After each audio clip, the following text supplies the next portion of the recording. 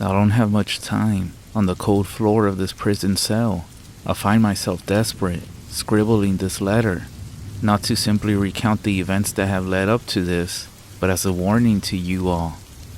The stories you have read, all the reports on the news, barely even scratched the surface of what we encountered that night. I turned myself in, not because of guilt or because I was trying to escape, but because it felt like the only option in order to escape whatever this thing was. I would much rather be writing this letter to Diego and Lucia to send them assurance of my safety and see if they even made it. However, the mysterious power outages, the noises at night, the shadows that are seen walking among us, it's become clear that this thing has actually followed us here. I beg you, or anyone that finds this letter, to share it, especially online, on TikTok, YouTube, or any other place where people might actually believe in these things. Share it in places where people are asking questions. And I beg you, please, take this serious, because this isn't just a story. It's a dire warning. The cold metal floor of the Suburban pressed against me. I could feel the shaking and the noises of it in my bones. I was sitting in the back, between a father, Diego, and his young daughter, Lucia. The sounds of the engine, combined with the scraping noises of the tires against the gravel, filled the silence. In between all the noises, the dim light of the vehicle's interior showed Diego's face. He leaned in closer to me, making sure his daughter couldn't hear. "Are you sure about this?" Diego asked with a tone of anxiety and hope. His eyes, though, showed concern. I nodded, trying to show him confidence in my ability to get them across. However, inside of me thoughts of doubt existed. Memories of the past, both successful and disastrous, flashed through my mind, reminded me of the weight, the responsibility, and the risk. Their desperate eyes looked to me for hope. They had paid $10,000 each for this, a price that I knew too well. Most people think that as a coyote, all that money is for me, when actually, the money gets divided among many hands. First, there was Maria in Mexico. Her job was essential, to find people like Diego and Lucia, desperate enough to pay and believe. And of course, people were everywhere, so she was the first one to get her cut of the pie, you can say. Then, the driver Carlos, he was the one taking the biggest risk, the one who would face jail time if he was caught. Well, we would all face jail time if caught, but he would be considered the primary smuggler, with us acting as victims. He knew all the landscapes and the roads very well. We met a few years back, but we didn't go into business until around a year ago. He had the nerves and the courage. He knew all the roads to take, the shortcuts, what to avoid, and what to do when we came across a detour. And of course, Carlos came with a price tag. Every plan, every decision, every move was well crafted. Crossing the border wasn't just about getting up and going. It was a game of chess, one where everyone had its role, and our best piece was our inside man, Miguel. Miguel was different than the others, a border patrol agent who still remembered his roots, you can say, where he came from, and the struggles of his family a generation or two before him. The system was his day job, but by night, he would, quote-unquote, help those who are trying to find better opportunities. I say it this way because, as you all know, people in life just don't help you freely. There is always something in exchange. And so Miguel would take his cut as well. And sometimes there were others too, agents who we would turn a blind eye, getting their own payment as well. You see, decades ago, things were simple. Border Patrol wasn't as advanced as they are now. Drones, which now patrol the skies, could see just about everything. And with technology advancing so quickly, there also came more hoops to jump through, more hands reaching out, more people wanting their own piece of the pie as well.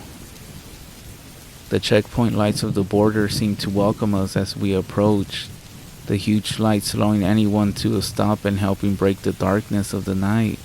The gate ahead stood as the final barrier to cross into Texas. As always, Miguel knew our deal and what day of the week we would come by. He was manning the controls as well. He recognized our approach, signaling us to pull up ahead with a friendly wave. He peeked inside the Suburban, and he said, "So there's 2 today," he remarked with a smile. "No, Pulse, you're consistent, my friend, and sure it gets to the right place." He then signaled to his colleagues, and the massive gate bar slowly opened. As we drove ahead slowly, Miguel yelled at us to stop. Carlos then slowed the Suburban to a stop again. I rolled down the window and said, "Hey, ¿qué pasa? What happened?" Miguel then said, "Get out of the car and come to the front, both of you." For a split second as Miguel yelled at us, some thoughts were flashing through my mind. Was this the moment Miguel turned? Over the years, the risk of somebody betraying you was always there, especially with the pressure that everyone and the Border Patrol agents were under. One could never be sure. Carlos and I looked at each other nervously. Had Miguel finally decided to play it straight and turn us in? The nervousness grew as we exited the vehicle. The dry landscape around us was illuminated by the moon and stars, making everything around us appear even more isolated. The only sources of light were from the Border Patrol checkpoint. The floodlights and the distant sounds of generators and the occasional radio were the only sounds that interrupted this environment. Walking towards the front of the vehicle where Miguel was, I noticed his face was showing no emotion. And then, he finally broke into a chuckle.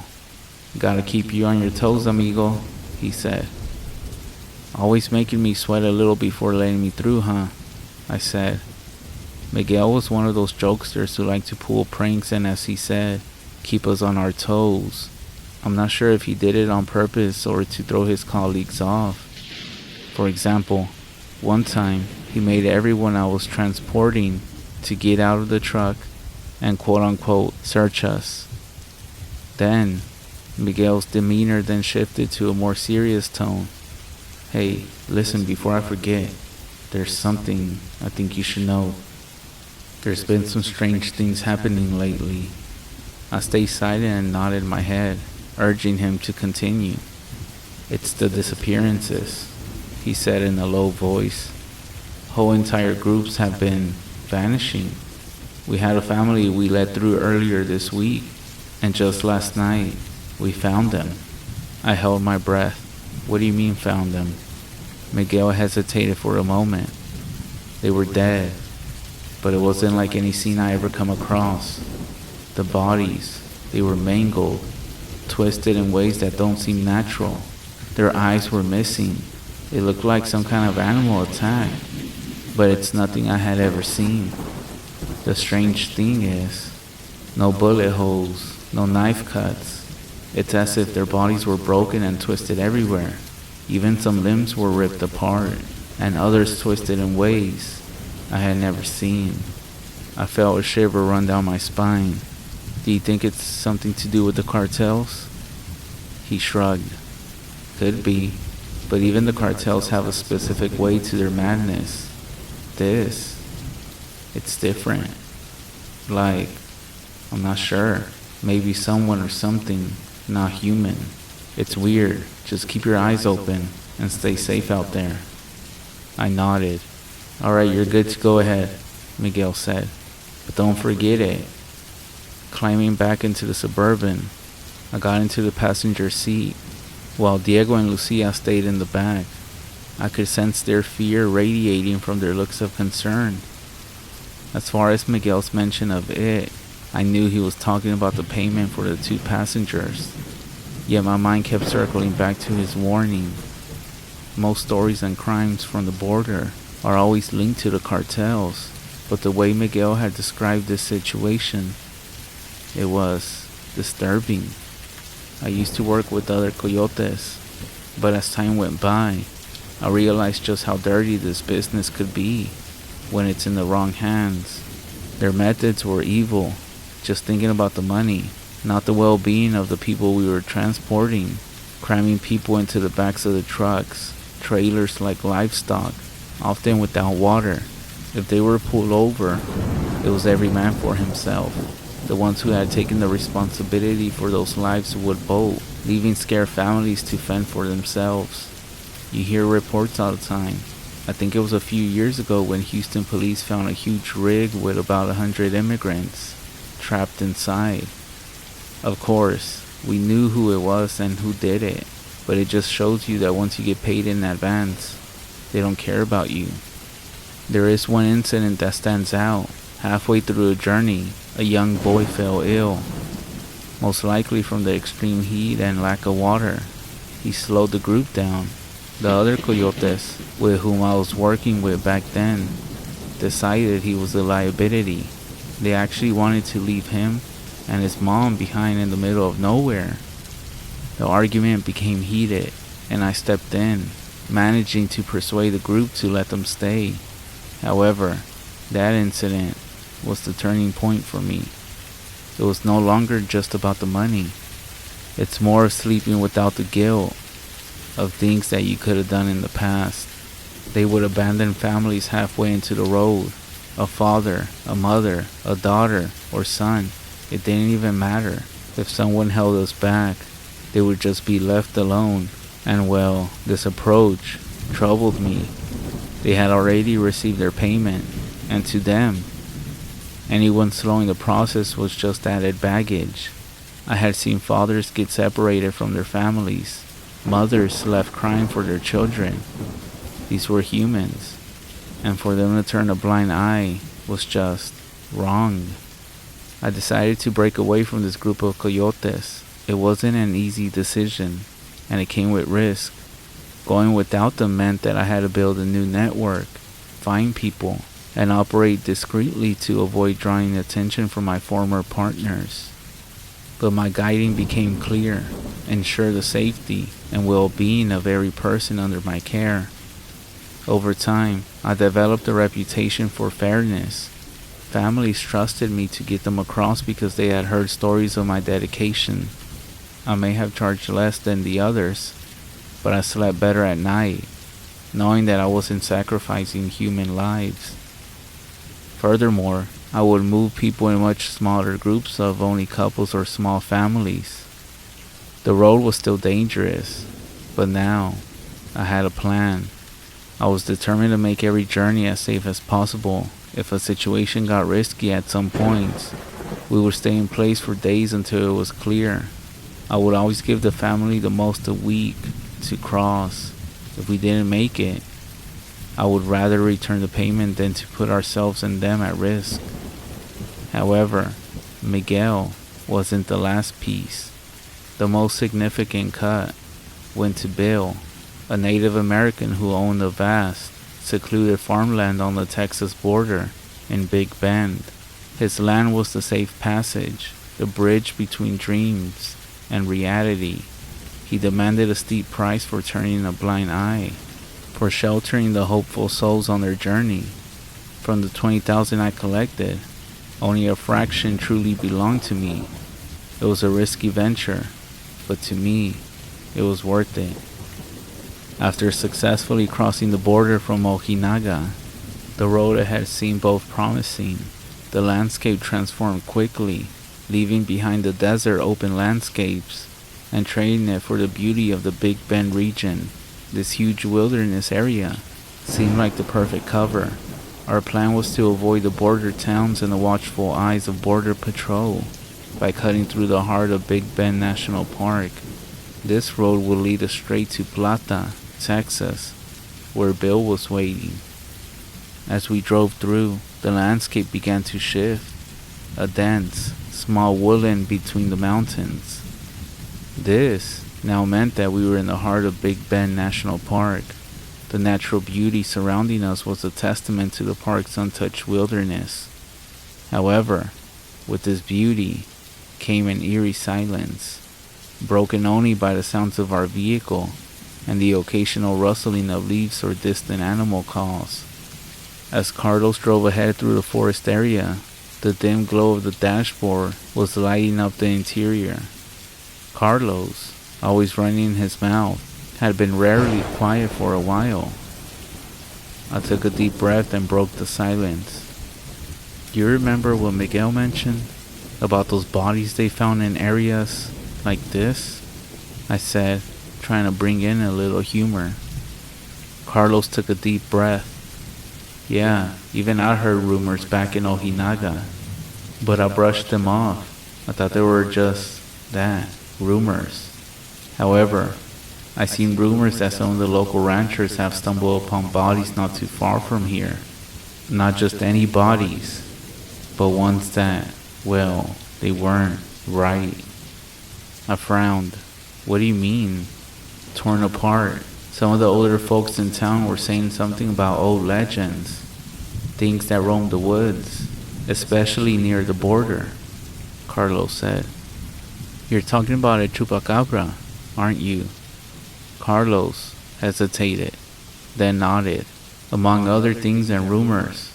But whatever it was, it has people scared. Even the bravest of coyotes are steering clear of certain roads from what I heard. I never encountered anything around here though. Man, why did you have to bring up those stories now? This place is already scary enough. I smirked, just trying to lighten up the mood. He chuckled nervously. Well, it's not working, carnal. As we were driving, every so often, the sounds of birds, I guess, echoed all around us. All the noises of the nightly critters could be heard with the steady hum of the Suburban's engine, until suddenly, the engine sound turned into a sputter, groaned, and then after one last cough, fell silent. We knew that even though we were far from the border, we weren't safe. The 100-mile border law meant that patrols could stop and search any vehicle within that radius, hoping to catch people just like us. As the vehicle came to a stop, I looked back at Diego and Lucia. I could see Diego's grip on his daughter strong. Again, I could see fear in their faces. Carlos then said, "Let's see what's wrong." Grabbed the lights out the glove compartment. I grabbed them and gave one to Carlos, and then the two of us stepped out into the darkness. The night was dark, with only the lights of the stars and the moon above. There were no street lights here, no signs of people. We were alone. I held a flashlight while Carlos popped the hood, revealing a bunch of hoses, wires, and metal. As he started moving stuff around and trying to figure out the issue, I would try to crank the ignition, hoping for some sign of life. But the Suburban refused to turn on. Feeling the weight of the situation, I approached the back to reassure Diego and Lucia. "We'll figure it out," I whispered, my voice being a little shaky despite the situation. Lucia was holding a small doll, her source of comfort throughout this journey. As I walked back to the front of the vehicle where Carlos was, my feet started crunching on the dry gravel. I stopped as memories flooded back. I thought about all those who venture into these same fields, driven by the promise of a better life. I stared into the surrounding darkness. It felt pretty cool, even though the temperature was still pretty high. As I was thinking, that's when I heard it. A faint whisper. It was coming from the tree line just a few yards from where we had stopped. "Help," it said. The voice of a young boy, fragile and on the verge of breaking. My heart raced as I tried to place the direction of the voice, but I froze, every instinct urging me to dismiss it as a figment of my imagination. But it sounded so real. With my flashlight pointing down, casting a small circle of light on the ground, I slowly raised it, allowing the beam to cut through the darkness and bring light to the edge of the woods. But there was nothing there. Just trees, their leaves rustling gently in the night breeze. The sound, the voice had faded, but I felt shivers down my spine. I took a deep breath, trying to rationalize the experience. Maybe being exhausted and the stress of the journey were getting to me.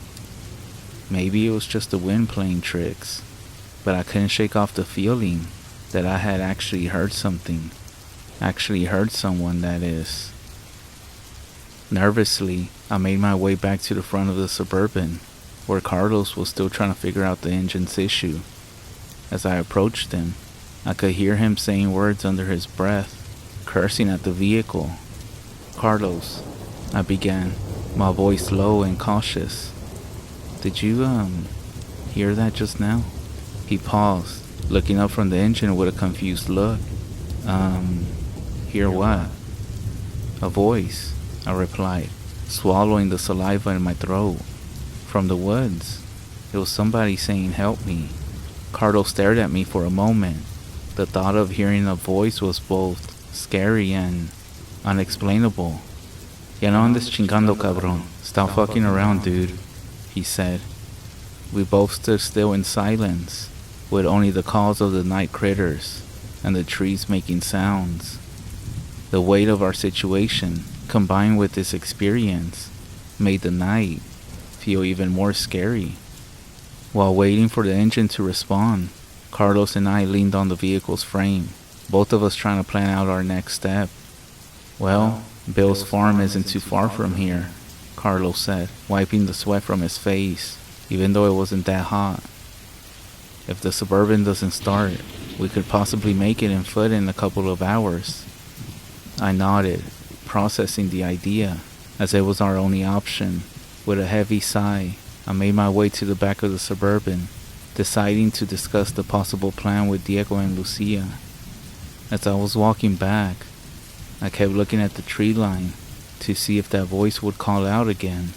I'm not sure what I was looking for, but even if I did see something, I didn't know what I was gonna do. It didn't help that everything was pitch black, as I could only distinguish a few things because of the moon, but overall, everything was dark. I found Diego and his daughter together, their eyes showing a mix of hope and nervousness. "Hey, listen," I began. "If we can't get the vehicle going, we might have to walk the rest of the way to Bill's farm. It's not too far. However, we would have to cross through this small patch of woods right here." Diego sat still for a while, and then he nodded, bringing Lucia close to him. I could see the weight of responsibility that he carried for his daughter, trying to protect her and provide comfort.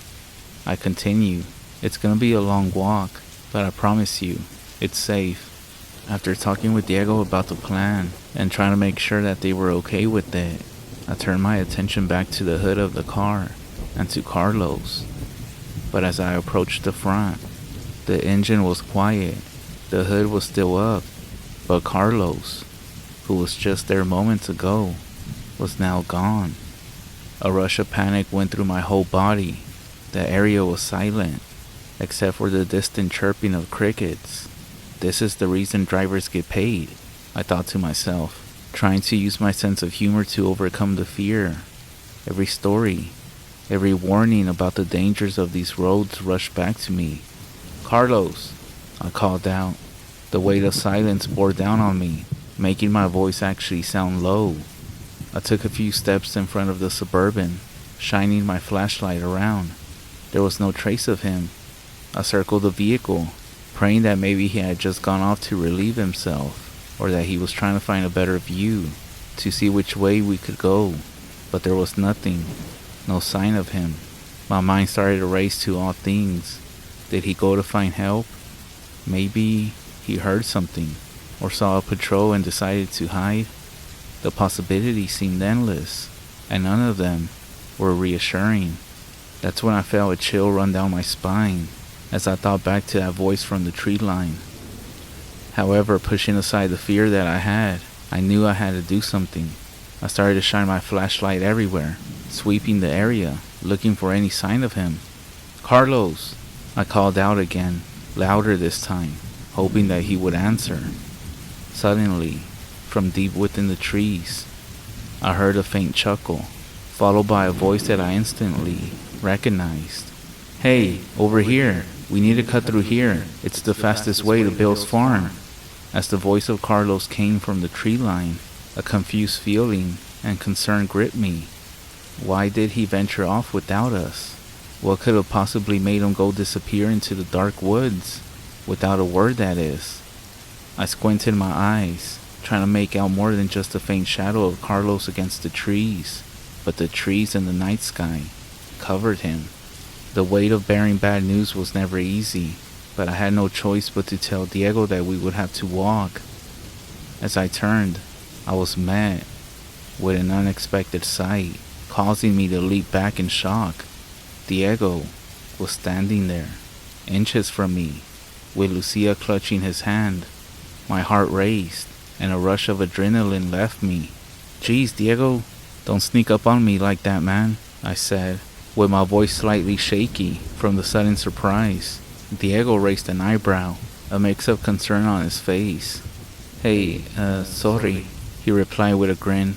"Didn't mean to scare you." "It's alright, just give me a bit of warning next time, alright?" I nodded towards the direction of the trees where the voice of Carlos had come from. "Hey Diego," Carlos has gone up ahead, trying to sound as confident as possible. Diego, with a confused look. "But why?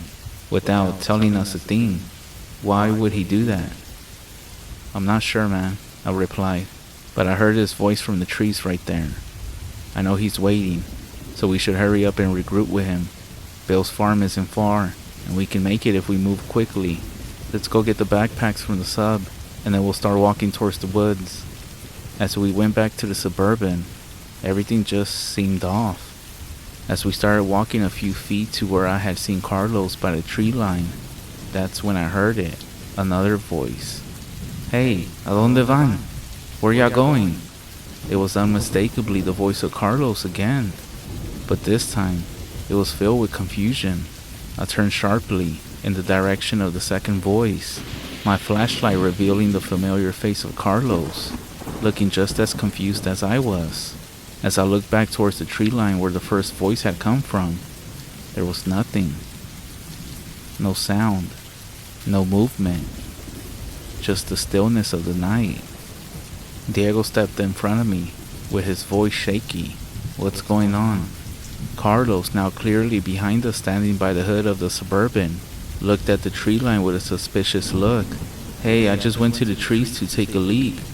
I heard someone call out, and I thought you guys were leaving without me." The confusion hung heavy in the night air. My heart started to race, trying to process what just happened. "Hey, get back in the vehicle," I said, and my voice mixed with fear and urgency. I heard the voice of Carlos, coming from that way that we were just gonna go. Carlos interrupted, his voice with concern. "Hey, I wasn't anywhere near until now. We need to get out of here before somebody finds us." Nodding in agreement, I said, "Alright, let's all stick together. Nobody leaves the vehicle. And Carlos, if you think you can fix it, let's get out of here as quickly as possible." "I think I know what's wrong with it. I was thinking about it when I was out there taking a leak," said Carlos. As I rushed Diego and his daughter to get back inside, Carlos got underneath the hood and told me to try to start cranking. I then got inside and saw Diego and Lucia in the very back, looking nervous. I cranked the vehicle and the engine came to life, breaking the long silence that was around us. A wave of relief flooded through me as I realized that we wouldn't have to walk through the woods. Carlos emerged from under the hood, his hands smeared with grease, but with a smile on his face. "You're gonna find this crazy, but it was a loose wire. It should hold up now though," he said, wiping his hands on a rag. We stepped to the front of the vehicle, and I asked Carlos if this should hold up at least until we get to Bill's farm. He said it should, but we'll have to look into it as soon as we can. As we closed the hood of the sub, that's when we saw it. There was a dark figure, standing along the shadows of the tree line. A chill ran down my spine as the silhouette began to get revealed more, and just like that, a voice echoed, calling out, "Help me." Carlos and I stared at each other, without saying a word, driven by fear. We sprinted back inside the Suburban. As we got inside, my heart started to pound against my rib cage. Carlos floored the gas, but I couldn't help myself. I turned my head to see through the passenger mirror. The figure was distorted, and it was starting to move. Actually, no, it was twisting, as it attempted to walk, with its form growing smaller in the distance as we drove away. "That fucking voice, Carlos," I whispered, trying to make sure that Diego and Lucia didn't listen. "It's that same fucking voice I was telling you about." Carlos glanced over at me, and with a concerned look in his eyes. "I heard it as well, when I was taking a piss. Who knows what the fuck is going on here?" Breaking the tension, I turned to face Diego and Lucia. "Bill's farm is just ahead," I reassured them, trying my best to make sure they didn't question our looks of fear in our faces. The good thing is that the windows in the back of the Suburban were dark, so I know it was impossible for them to see out back. "How much longer till we get to Bill's farm, Carlos?" "About 20 more minutes if this damn sub doesn't break down again," he responded. Memories of Bill surfaced, recalling our first meeting at a cultural festival in Texas, an event filled with tradition, dance, and music that celebrated Native heritage, a moment where cultures intersected, bridging gaps and understanding each other. I met Bill during one of these cultural festivals in the heart of Texas. The festival aimed to showcase a fusion of traditions, from Native dances and Mexican mariachi music to all types of stuff crafted by natives and Mexicans. Bill actually had a stall there, demonstrating traditional Native American weaving techniques. The fabrics told stories with patterns and colors, speaking stories of their ancestors and the land they called home. Next to him was a group of people performing a traditional Mexican folk dance. The two cultures, so different, yet with so much in common, was fascinating to learn about both. I approached where Bill was at, drawn by a design that, to my surprise, had patterns that I had seen back in Mexico. We began to talk, and I learned that some patterns were universal, representing themes like life, death, and nature, which actually resonates across cultures. Bill, with his welcoming demeanor, expressed interest in my Mexican roots. As our conversation deepened, I learned about the expanse of land that belonged to his family for generations. I shared stories of my hometown in Mexico, the traditions, the festivals, and all the challenges that we faced. Another common thing was that Bill was interested in creatures of lore and legends, some of which had roots in Native American stories passed down through generations. He spoke about a Wendigo, a creature born from greed and transformed into an evil spirit. I, in turn, would tell stories from my hometown, La Llorona, the weeping woman who wandered the rivers, searching for her children, La Lechuza, the witch, El Nagual, the shapeshifter, and even El Chupacabra, the fierce blood-sucking creature, which I will actually tell you about if I have time later on. However, what caught my attention the most were the dream catchers that were designed to ward off evil spirits and apparently offer protection. Bill started speaking passionately about these items, explaining how some were made using traditional methods passed down through generations in his Native American community. "You see, these are not just decorative items," he said, holding up a dream catcher. "They're instruments to protect you. This dream catcher, for example, is said to protect your sleep from nightmares and negative energy." I found myself fascinated, not just by the items he sold, but by the stories and traditions they represented. So through our discussions, Bill often talked about more intricate and custom pieces he had back at his home. "You should come by sometime. I have pieces at home that I believe you'll find more fascinating," he said. Taking him up on the offer, a few weeks later, I found myself visiting Bill's farm. The property was a testament to his heritage, and his deep-rooted connection to the land. It was here that our conversations grew, leading to confidence and deeper insights about our own journeys. When I first set foot on Bill's farm, I was immediately surprised by how big it was. The land was stretching out as far as the eye could see. Bill actually gave me a tour of the property, pointing out the different sections, and eventually taking me to a secluded work area. This space, covered by all the trees, was where he crafted his items and kept his collection. After this, he invited me to the main house. The walls were lined with his handcrafted artifacts. Bill offered me a beverage. We settled into a comfortable conversation. "You know," he began, sipping from his cup, "from the discussions we've been having, I sense you have a rich history and culture behind you. Have you ever thought of crafting and possibly selling artifacts?" I paused for a second, taking his words in, and with a deep breath, I said, "Actually, Bill, I'm already involved in a different kind of business.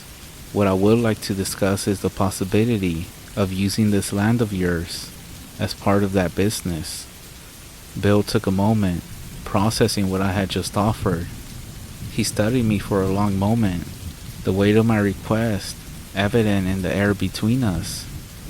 Finally, he broke the silence. "This land is sacred to me and my ancestors. It's a piece of our history, a testament to our survival and culture. If I let you use it, I need you to keep your word that you'll respect the traditions and use it only for good intentions." Bill leaned back on his chair.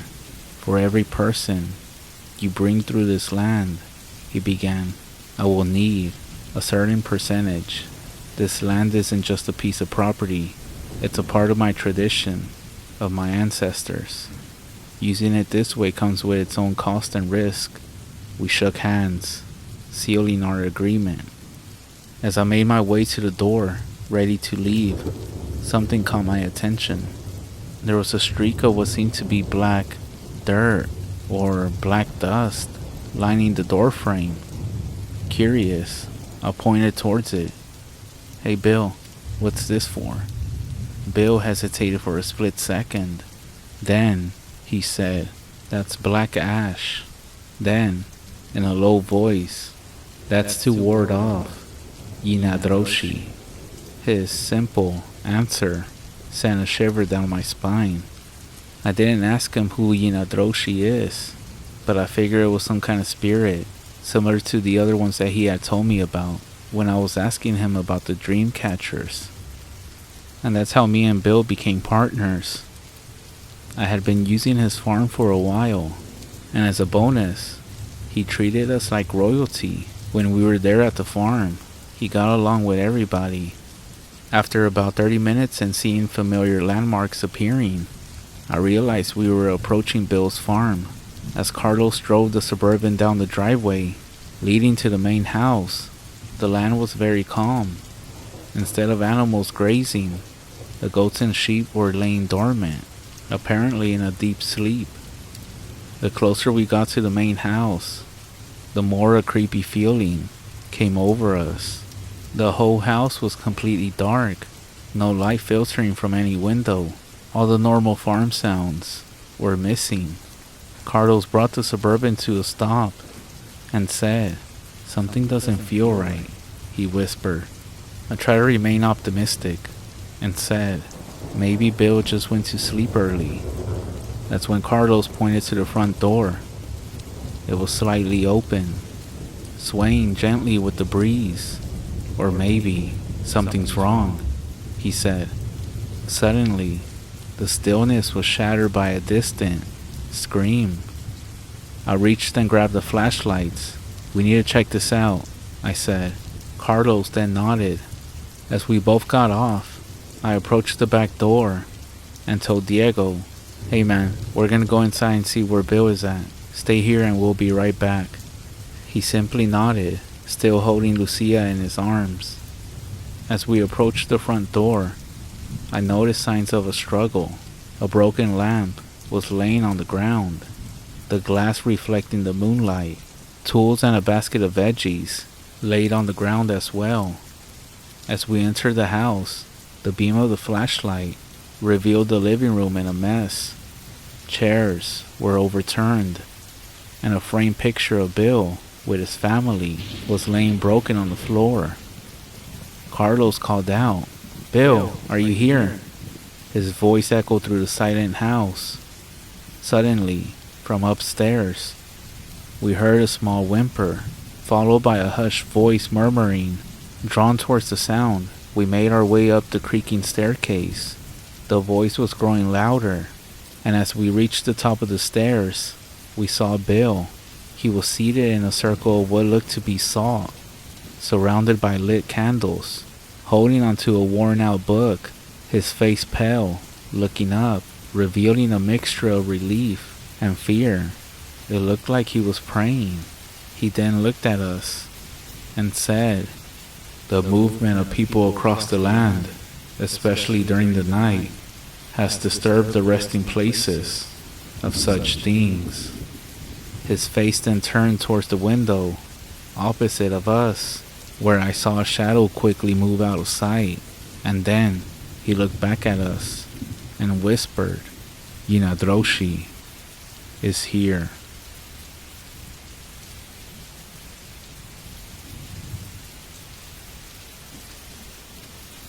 The voice of Bill echoed in the room as he said, "Yenaglooshi is here." We looked around. The wind outside also seemed to pick up. With confused thoughts filling my head, I took a step. "Bill," I said, trying to keep my voice steady. "What's going on? What the hell are you talking about?" Bill's face remained fixed, but then his expression started changing. "It's not just a story, not just a legend. It's real," he said with his voice trembling. "Because of our actions, we have awoken an ancient presence. We're all doomed." I turned to look at Carlos. His face was pale, and his eyes were wide. He then said, "Let's get out of here. Vámonos." Glancing towards the exit, "This guy's lost it. He's gone crazy." However, Bill started shaking his head slowly. "Running won't save you," he said, reaching beside him to reveal a pile of small necklaces that looked similar to dream catchers. "These," he began, "these are the only things that might keep us safe, even if it's just for a little bit." He reached out his hand for me and Carlos to take one each, telling us to wear them. As I adjusted mine, trying to understand everything that was going on, I saw a shadow from the corner of my eye. My heart raced as I saw something standing by the window. It was tall and just standing still. It seemed to be watching us. All the candles that were surrounding Bill started to flicker, making the figure appear even more sinister. The wind continued blowing outside, and the farmhouse started to creak. Bill, noticing our horrified stares, turned to see the figure as well. He then started whispering something towards it, almost mumbling under his breath. As the last word came out of his mouth, the room grew cold, and in a split second, the figure at the window vanished. Carlos was the first to move. "Vámonos, let's go," he urged, heading towards the door.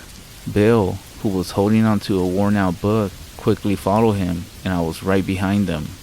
But just as we neared the exit, a loud crash echoed behind us, causing all three of us to freeze in our tracks. It was the sound of shattering glass, like a window breaking. I couldn't help but look back. The source of the noise was now clear. Through the broken window of the room that we had just left, a figure emerged from the room. It was huge, almost like a coyote. Its form was distorted, limbs twisted. The fur that covered it was patchy, revealing raw skin underneath. Its eyes were glowing an eerie yellow. A surge of adrenaline came and pushed me to run outside. The distance to the Suburban seemed endless. My thoughts raced to Diego and Lucia, who were still inside the Suburban. Were they safe? Or were they even aware of the things that were going on. As we left the farmhouse, the darkness of the night was broken by the lights of the Suburban. To my surprise, Diego and Lucia were standing outside the vehicle. Their faces were full of confusion and fear. "Hey, get back in!" I screamed at them, with my voice echoing. Without thinking twice, they scrambled into the very back of the Suburban, while Carlos, taking the lead, jumped into the driver's seat. I slid into the passenger side, while Bill took a seat in the middle row. Carlos slammed his foot on the gas pedal, shooting the vehicle ahead. The tires kicked up dust and gravel as we made our desperate escape. As the Suburban raced away, I couldn't resist the urge to glance back at the farmhouse. I looked over at the passenger mirror and saw, there, against the moonlight, stood a creature in the doorway, a twisted coyote-like figure. Those yellow eyes again seemed to glow in the night, watching us, yet it made no move to come towards us. It just stood there, and I swear, I saw this thing raise a limb, almost as to wave goodbye. As we sped down the driveway, everyone was shaken. The fear was evident in their eyes. As the headlights lit up the path ahead, the sight that met our eyes was one that I will never forget. Bill's livestock, which earlier had seemed to be resting, was now revealed by the light that they had been decapitated. Their lifeless bodies were laying all around, heads missing from each one of them, legs missing on others, and torsos cut in half. Bill, his voice breaking with fear, managed to speak. "It did this. Yenaglooshi. It's sending us a message." I turned my head to look at him. He then started to reach into his pocket, pulling out several more necklaces. "You two, put these on. It might be our only defense."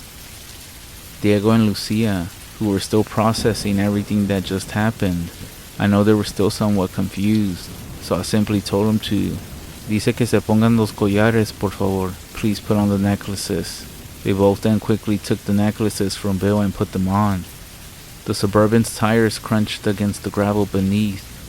I gripped the dashboard tightly, my knuckles turning white from the pressure. Glancing briefly at Carlos, he kept his eyes trained on the road. I turned to face Bill.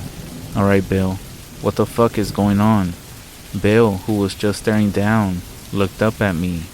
He raised the worn book he had been holding all this time, and with the light of the dashboard slightly showing his eyes, he said, "Long ago, before these lands were marked by fences or roads, this land was sacred, alive with ancient ceremonies by my ancestors. The Begais, my forefathers, were drawn to this place and soon encountered its guardian, yenaglooshi. These grounds echo with chants, were painted with spiritual dances. The Begais forged the pact with the yenaglooshi. We would dwell here, thrive from the land's gifts, but in turn, we vowed to never disturb the sacred spaces that the spirits have called home. It was a pact of respect, of understanding. In this mutual agreement, my ancestors flourished. The land was kind to them." He paused for a moment, looking out of the window. But as with most stories, time blurred the lines between real and fake. By the time I was a child, these stories were just not fireside stories, legends that lost meaning with each retelling. Turning his attention back to us, then you two came along. Seeing potential in these lands, you began bringing people across, trampling upon promises made ages ago. Every step they took, every night they traveled, the land was disturbed. The land, the Begais, had vowed to protect. Each night, as individuals were guided across these grounds, they disturbed the ancient spirits and the resting place of yenaglooshi. His voice grew soft, almost a whisper.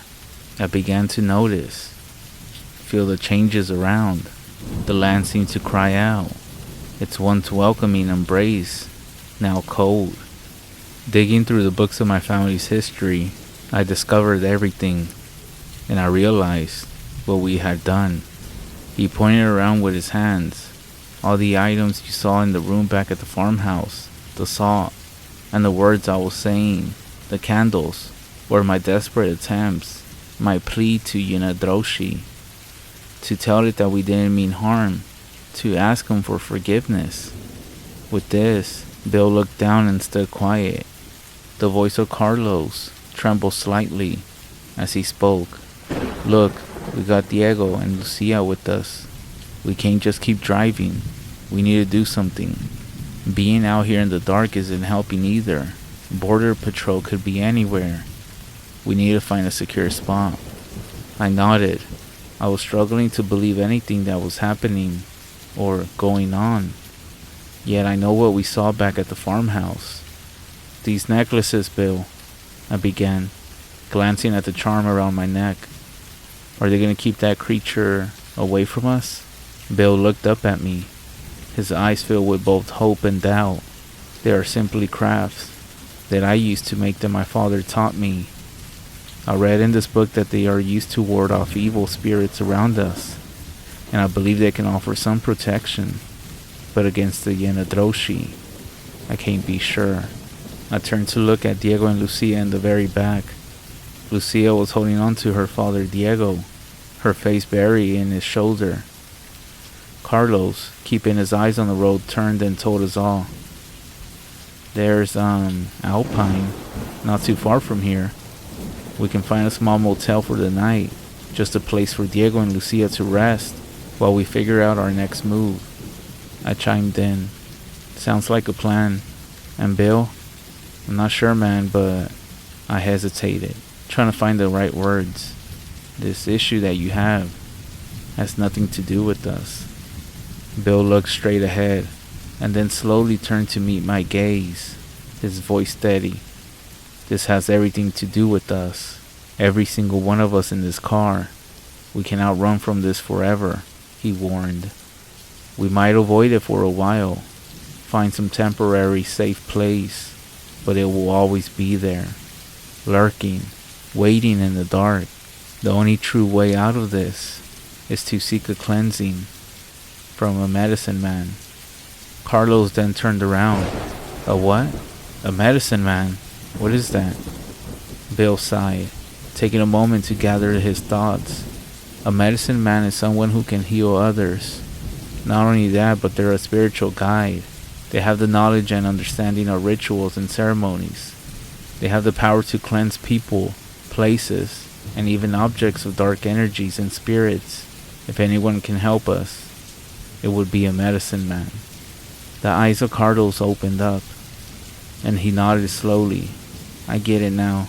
So you mean like a, ¿cómo se dice? Like a brujo. So you're talking about a witch doctor. Bill gave a small nod. Yeah, somewhat. Though every culture has its distinctions and practices, but the essence is the same. Someone who understands the rituals and ceremonies. In this case, we need their knowledge and rituals to protect and cleanse ourselves from yenaglooshi. Diego, who had been silent the whole time, suddenly spoke up, his voice filled with fear. My mother back in Mexico, she's what you might call a bruja, or a witch doctor. She used to tell me and Lucia about other beings, and even others that we don't see around us. Everyone in the vehicle turned their attention to him. Bill's eyes sharpened. Your mother knows about these things? Diego nodded. Yeah, she's been practicing for as long as I can remember. People from our small pueblo would come to her for help with things they couldn't explain or understand. Bill cleared his throat, breaking the heavy silence that followed what Diego had said. There's a medicine man that I know of. I actually met him during one of those cultural festivals that I attended a few years ago. He's respected and well known in the tribe. Carlos shifted uneasy in his seat, glancing over at Diego and then to Bill. Bill responded, He's in a reservation, not far from here. It's actually right in Alpine. Bill unfolded a worn-out map out of his pocket, and he started to trace a road with his finger. In order to reach Alpine from here, we'll have to get on the main highway for a stretch. I know it's not ideal, especially given our activities. However, it will cut hours off of our journey. And just so you know, this isn't a guaranteed solution, but it's the best chance we have. The main highway, that's risky, Bill.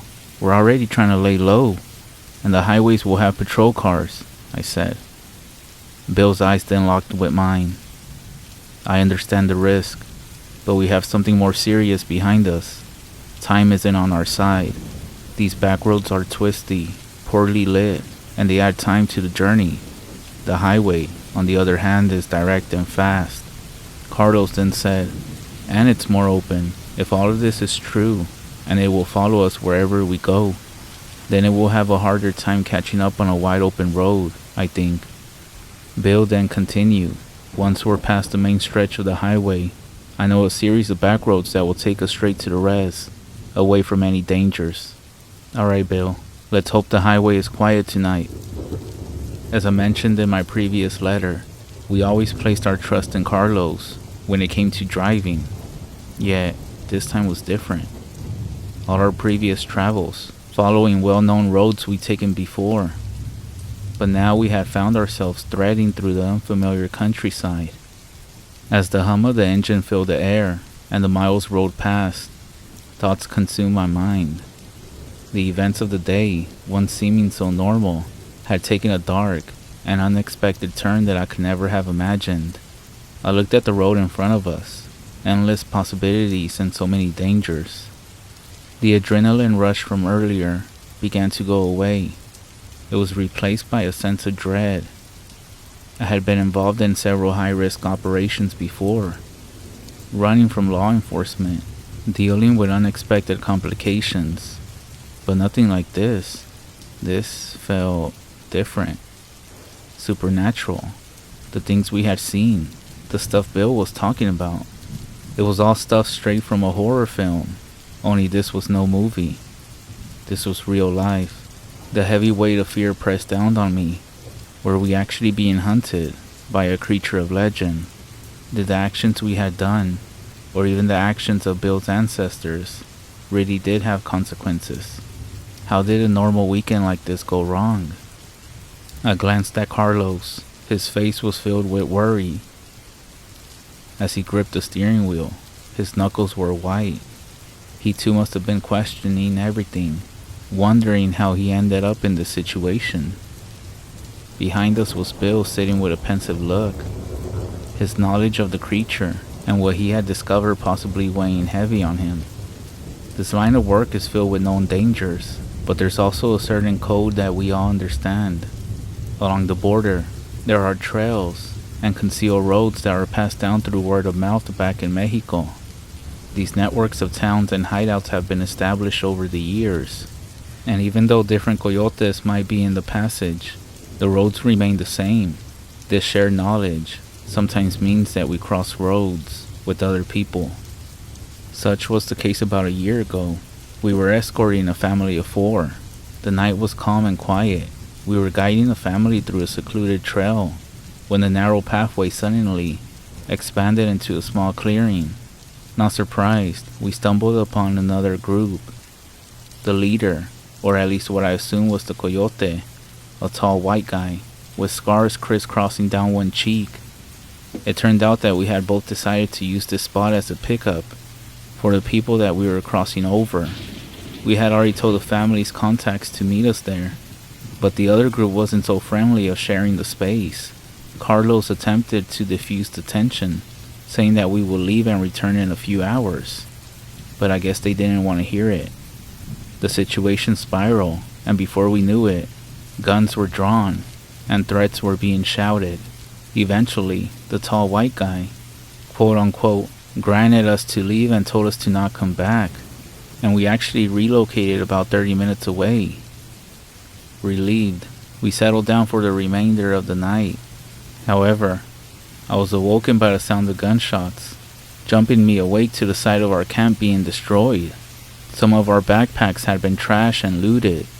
It dawned on me that the other group had trailed us to rob us, and to make matters worse, the gunshots had attracted a nearby border patrol unit. The distant sound of the vehicles were getting closer. They had robbed us, and then shot in the air, drawing the attention of Border Patrol towards us. We barely managed to escape and return to safety, but this whole thing engraved a hard lesson into me. Since then, I've been cautious of coming across other people. I have learned to keep distance and move carefully if we ever come across other people. Then, there was a Border Patrol incident near the Rio Grande. We were making our way under the cover of night, when suddenly, powerful floodlights washed over us. Someone had tipped off the Border Patrol, and they were on us faster than we could have thought. The sound of the police pierced the night. We were running for our lives. The adrenaline pumping through my veins that night was like nothing I had ever felt. The good thing though is that at this point, we were actually on our way back to Mexico after dropping a family off, with the sound of the river to one side, making ourselves harder targets if we did end up getting caught. It was close, but we managed to escape them, regrouping a few miles down into Mexico, where we always said we would meet up if something happened. While these past challenges were risky, they were regarding people, confrontations with fellow humans, a risk that came with the stuff we were doing. But what I saw back at the farmhouse, this yenaglooshi, was something else. The tires crunched against the gravel as the narrow back roads gave way to smooth asphalt. The inside of the car was filled with tension. I could feel it. Each of us lost in our own thoughts, processing everything that was going on. As Carlos maneuvered the Suburban, the glaring headlights of one vehicle, driving on the opposite lane of us, served as a reminder that we were re-entering the real world. The highway was quiet, with only a few trucks and late-night drivers sharing the road. The Suburban's tires hummed on the road surface, the only noise in the world that seemed much too silent. As we continued, a signpost loomed out of the darkness on the right side of the road, reflecting the headlights in a way that made the white lettering gleam brightly against its green backdrop. Marfa, Texas, 16 miles, it said, pointing to the left. To the right, another arrow. Alpine, Texas, 13 miles. Good old Marfa, Texas, with its mysterious lights. And then there was Alpine, a connection to the Big Bend region, with its old historic downtown, and a lone university as well. Carlos adjusted his grip on the steering wheel. He briefly glanced at the sign, then set his eyes back on the road ahead. I turned to look at everybody in the back, and then I said, "So whenever we get to Alpine, this is what we're gonna do. We'll get a motel, get 2 rooms. I will contact Diego and Lucia's point of contact, and let them know where we are at. Bill, I know what you're gonna say, but to be honest, I don't know what this thing was, but I think we're pretty clear from it. To be honest, I knew what I had seen. I know what we had all seen, but it's been hours, and nothing's happened. We should be heading to the medicine man first," Bill said, frustration evident in his voice. "Every minute we waste is taking us closer to more danger." Carlos shot a glance at him through the rearview mirror. "We need to ensure Diego and Lucia are safe. Taking care of them is our first priority. We can't drag them further into this mess without some sort of plan." "But you don't get it. None of you do," Bill said. "This isn't like running from the Border Patrol or evading other people. This is something else we're dealing with. Every extra mile we drive away from the medicine man, it's placing us more in danger. We need a middle ground. We get Diego and Lucia to Alpine. We ensure they're safe. Then, without delay, we head to the medicine man with Bill, and that's it," I said. Bill let out a frustrated breath, clearly unhappy, but he nodded. As Carlos continued driving, with his eyes straight ahead, it got silent for about 5 minutes. I turned to look at Carlos, and he kept his eyes straight ahead, but the silence was soon interrupted by my thoughts. I began, my voice slightly shaky.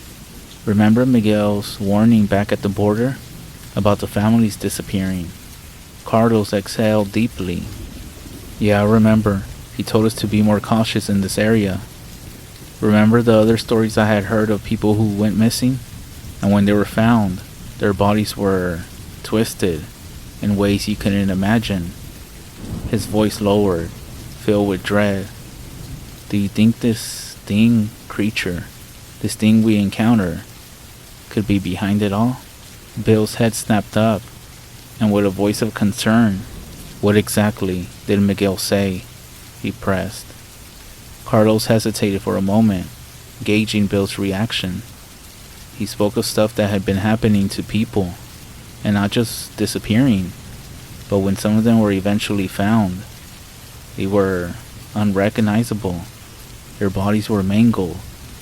Bill's gaze dropped to his hands, clenched tightly in his lap. He appeared to be grappling with his thoughts, choosing his words carefully.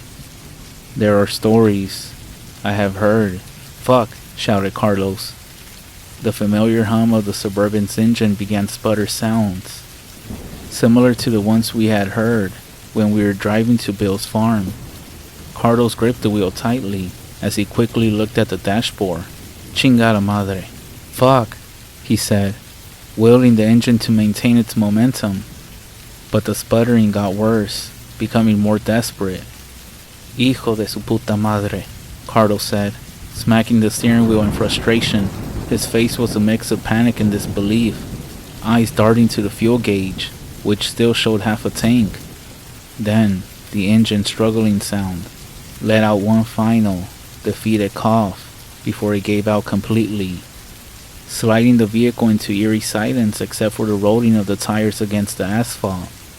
The Suburban's momentum carried it ahead for a few more seconds before it rolled to a stop. The headlights were starting to dim. Bill, Carlos, and I looked at each other, stranded in the middle of a highway, with Diego and Lucia, and with something following us. Was the last situation we thought we would be in. In the midst of this dread, the instincts of Carlos kicked in. With a sense of urgency and speed, he opened the central console, revealing 2 guns. Without a second thought, he handed one to me. Our eyes met, and in that tense moment, we knew what was next. "Morir matando es la ley," he said. "Going down dying while killing is the law." It sent a chill down my spine. It signified what we were ready to do in order to survive this situation. I know earlier I said how we were different from other coyotes, but just to prove to you, we never even showed our guns because we know it made people nervous. We wanted Diego and Lucia to feel the most comfortable they could be. Even though now, this seemed to be the worst situation I had ever been in myself. Carlos was the first to step out of the vehicle, his movements quick, following his lead. I flung my door open, taking a deep breath of the cold night air. Turning to everybody else, my voice was firm, leaving no room for debate. "Alright, listen closely," I said. "We're walking now. You will not speak. You will not make a sound. Just follow my lead and move fast." Assuming this role wasn't my preferred style, but the gravity of our situation demanded it. Our survival and being caught was dependent on many factors, and I wanted to make sure that nobody caused anything to put us at risk. "Bill, get out," I said. "Diego, help Lucia and stay close." As Bill climbed out of the car, Diego clutched his daughter's hand, pulling her gently along with him. Their eyes were filled with fear, reflecting the eerie glow of the dim headlights. "Alright, Bill and Diego." I glanced over at the dark outline of the trees in the distance. "Start heading for that tree line over there. Stay low and move as quietly and quickly as possible. We'll catch up to you all." They nodded, their silhouettes fading quickly as they ran towards the cover of the forest. Every second was counting now, and our window of opportunity was closing. Carlos put the Suburban in neutral, and then we positioned ourselves at the rear of the Suburban, setting our stance to push the heavy vehicle, muscle straining as I pushed. As the Suburban's tires started crunching on the roadside gravel, my attention was caught by a distant glimmer, a small light in the distance.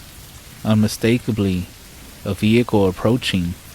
It became clear with every passing second. Even though it was still quite a distance away, it was getting closer.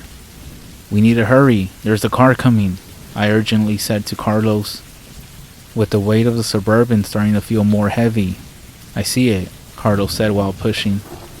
The sight of those distant lights, growing closer, motivated us to get the vehicle off the road as fast as possible. Finally, we were able to push the Suburban as it came to rest in a ditch, hidden from the main road. Carlos and I, gasping for air, looked at each other before breaking into a sprint, aiming to catch up with everyone else and disappear into the tree line before the coming vehicle reached the sub. The faint outline of Bill, Diego, and Lucia could barely be seen as they darted towards the tree line. Their forms were blending into the night. The distant hum of the incoming vehicle grew louder, adding urgency to our steps. "We can't let them see us," Carlos said. We both knew that if the approaching vehicle decided to stop and investigate the abandoned Suburban on the side of the road, we would most likely be in trouble. Every footstep felt heavy. The tree line, which initially seemed so distant, was slowly coming into clear focus. Suddenly, the noise of the vehicle's engine grew louder, indicating it was nearly close. Instead of making it to the tree line, I decided to fall and lay down as Carlos did the same thing, our bodies flat against the dirt, praying that we wouldn't be seen. With its headlights glaring bright in the dark, raced by without even slowing down. We remained still for a few more moments, just to be sure. The sound of its engine gradually faded, swallowed by the night. Only then did we decide to exhale and stand up. Sharing a glance of relief, I could make out the outlines of Bill, Diego, and Lucia, who had paused to wait for us. Just before we reached the spot where Bill, Diego, and Lucia were waiting, I turned to Carlos. "How many vehicles are you down now with this one gone?" Carlos, with a smirk, "That one makes it a total of 8 in the last 2 months." I raised an eyebrow. "Man, you go through them like candy." Carlos then shrugged. "It's all part of the game, my friend. These aren't your normal vehicles. They're not traceable." Seeing my puzzled expression, he continued, "I got a few connections with a deal with an uncle who works for the Sinaloa cartel as a driver. They guard the GM factories down in Guanajuato that they are using as a cover for other businesses. He sells me vehicles with no trace, no history, completely clean. Once their job is done, I get rid of them. However, with the recent changes that GM had done, for example, by choosing to discontinue the Chevy Avalanche, which was always built and shipped out of Mexico, made it a little bit more difficult to get vehicles." "Man, that's a dangerous game," I said, thinking of the high risk that was involved in dealing with the cartels. Carlos nodded, his smirk fading. "It's either play the game or get played." Carlos mentioning ditching vehicles triggered a familiar memory, prompting a half chuckle from me. "Remember that time when the vehicle started leaking, overheated smack in the middle of the road?" Carlos laughed, the sound echoing slightly in the silence of the night. "Oh man, that was a mess. I still blame that junk of a car you got me from that shady dealer in Nogales." I rolled my eyes, recalling the questionable choice. "It was a bargain, man. But yeah, most likely not the best choice." The memory was both bitter and sweet. "We ended up walking non-stop," Carlos said, "through that fucking hard terrain, all the way to Bill's fucking farm. It took us almost a day. Bill's place was always our fallback whenever things went south. We knew we could count on him. His farm was like a sanctuary, away from everybody. Plus, it was a pickup point for all the families that we would bring over.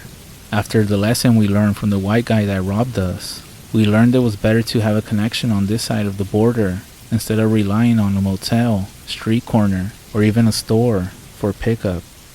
As we finally reached the others, I placed a reassuring hand on the shoulder of Diego, noting the deep concern in his eyes. "Hey, we're safe for now," I whispered. Bill, with his years of experience in this area, knew the terrain well. He adjusted the bag on his shoulder and looked at all of us. "Alpine ain't too far from here," he said, pointing towards the faint silhouette of hills visible under the pale moonlight.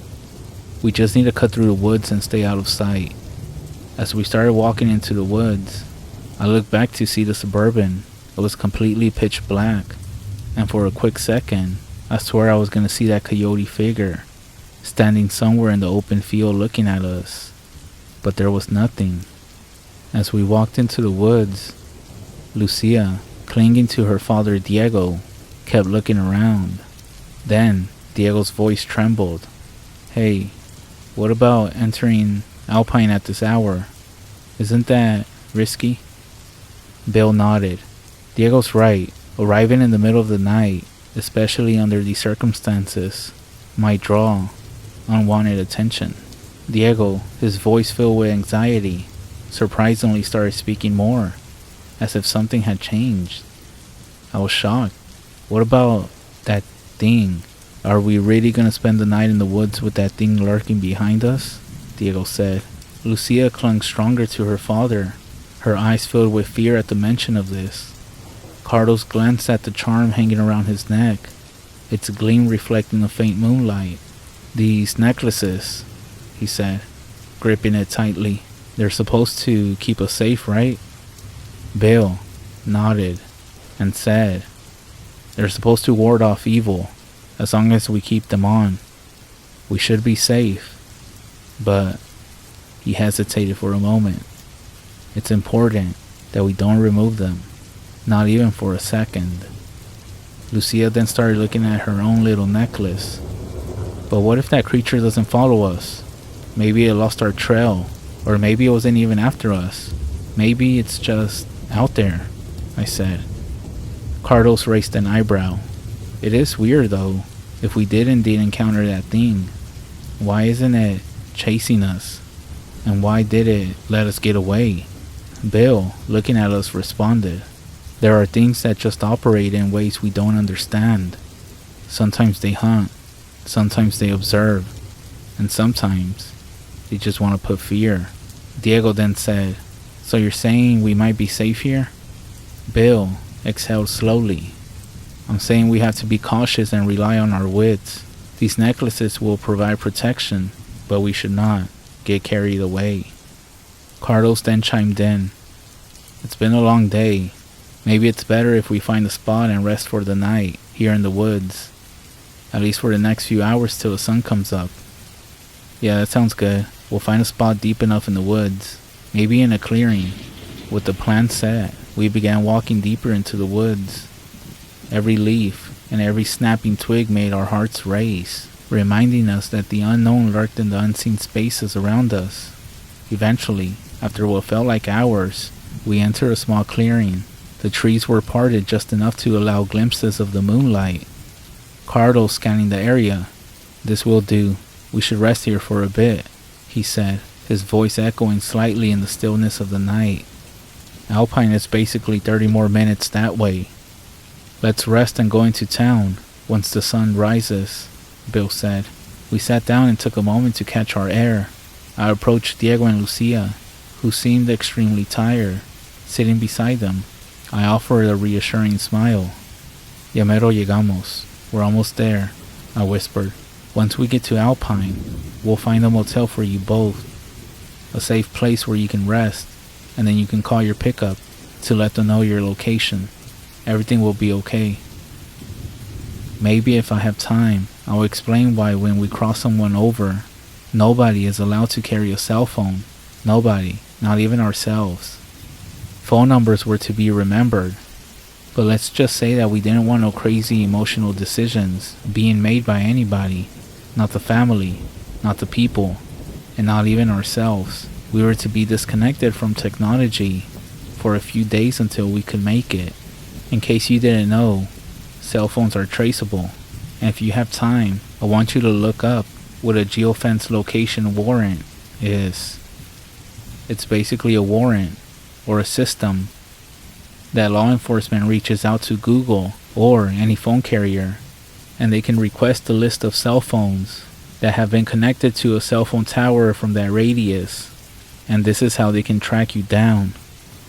It'll tell you the time, the location, the phone number, and the cell phone itself. Lucia then looked up at me, her big eyes filled with fear.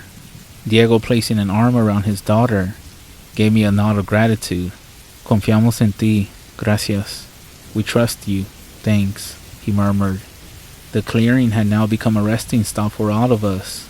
In the midst of all this, for a brief moment, it offered a much-needed rest. The clearing was quiet, except for the distant calls of crickets chirping and the rustling of leaves above us. The moonlight would at times provide glimpses of the trees all around us. I walked over to Carlos and I sat next to him and said, "Hey man, so I have a different idea. So instead of all of us walking into town together, don't you think it might seem off to somebody? I think it's better if I go alone. I get a room and then come back and we all walk into town at different times." Carlos looked at me. "It's a good plan," he whispered, "but it's risky. Are you sure you want to do this on your own?" I nodded. "Think about it, man. It's far less suspicious for one person to wander into town than all of us showing up together, especially at this time, or even in the morning." I guess I wasn't whispering because out of nowhere, Bill chimed in. "You're right.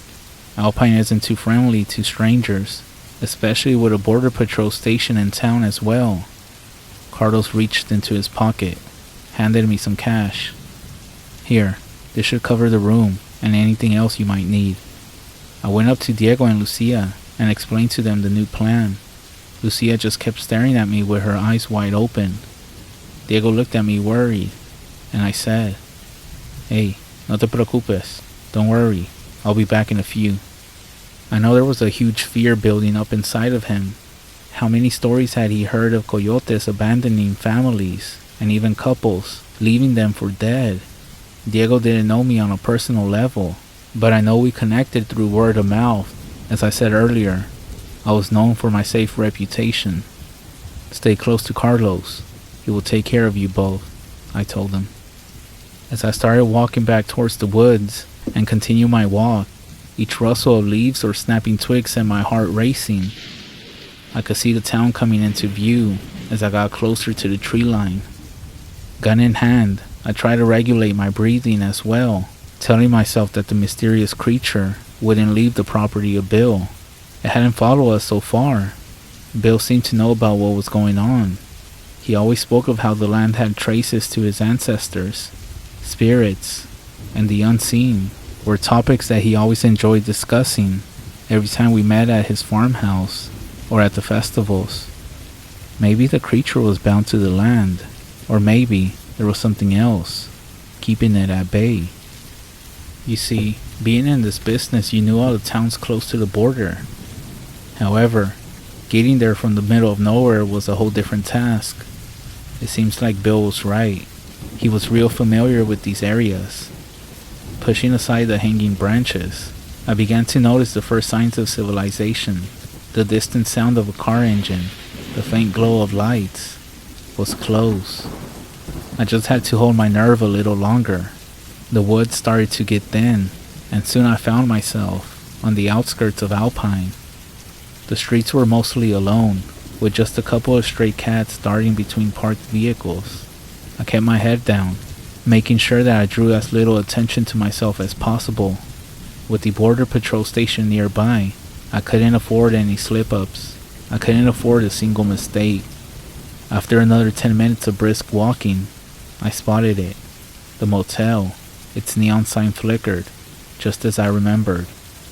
Taking a deep breath of air, I approached the front door, ready to secure a room for all of us. As I walked into the motel lobby, a bell above the door chimed softly, announcing my entrance. The inside was dimly lit, with worn-out laminated flooring. Behind the counter, an older woman with graying hair and a pair of reading glasses that were dangling from a chain around her neck. She looked up from a crossword puzzle. "Morning, what can I do for you?" she greeted. "I'm looking for a room for the night. Just something simple." She looked at me curious, as if trying to gauge my story. "Are you traveling alone?" "Yeah, I'm just passing through town," I said, attempting to keep the conversation brief. She nodded, scribbling something down on a notepad. "Alright, that'll be $45 for the night." I gave her the cash, noting the keys hanging on the wall behind her, each labeled with a room number. "You'll be in room 8, she said, handing me a key with a faded plastic tag. "It's just around the corner. Breakfast starts at 7 a.m. if you're interested. Coffee's always fresh." "Thank you," I replied. "Fresh coffee? Yeah, right. By the way, do the rooms have phone lines?" Only phone available is the one right here in the lobby, sweetie. She offered a half smile. You take care now. Alpine's a quiet town, but it's always good to be careful. This voice of caution or warning in her voice caught me off guard. Taking the key, I made my way to room 8, feeling the weight of the night's events pressing down on me. I opened the door and looked around. Perfect. This room is perfect for Diego and Lucia until they get picked up. I closed the door, and I walked back towards the lobby as I overheard the TV news playing in the background. However, what caught my attention was what the news anchor was saying. I stepped closer to the counter again. More bodies being found along the border. Authorities have still not determined what could be the cause. Hey, I began, pointing towards the TV. I've been hearing a lot about those disappearances lately. Has that been going on for a while? She looked up at me with a serious expression. It's been happening more frequently these past few months. People have gone missing, then they find them in real bad shape, near the border, or sometimes they're not found at all. It's actually got a lot of people scared. Do you know what's going on? I asked, curious and trying to gauge if there was any connection to what we have experienced. She leaned in closer to the counter, her voice dropping to a whisper. Some people think it's related to the cartels, but there are talks in town about something else. I felt a shiver run down my spine. My mind instantly jumped to the creature from Bill's farm. Could this creature be responsible for these things? The lady continued. I lived in Alpine all my life, and I heard stories about strange things happening in these parts, but nothing like this. This is different. I nodded. Thanks for the heads up. I'll be sure to be careful. She gave me a worried look. Just stay safe, alright? I will. And by the way, can I trouble you for a cup of water? She sighed. She rose from her seat and retrieved the glass from beneath the counter, proceeding to the water dispenser that was behind her. As she filled the glass, I extended my hand to take it, quenching my thirst. And that's when she noticed my necklace. I looked down and grabbed the necklace. It's a necklace for good luck, I began. It was given to me by a longtime friend. It's also believed to ward off evil and harm. She leaned in, squinting at the detailed design on the necklace. For a moment, there was an awkward silence as her gaze seemed to pierce through the necklace and into my soul. She started to clear her throat. It's strange. Over the past few months, that exact design has been popping up around here. What do you mean? I asked with a confused look. She hesitated for a moment.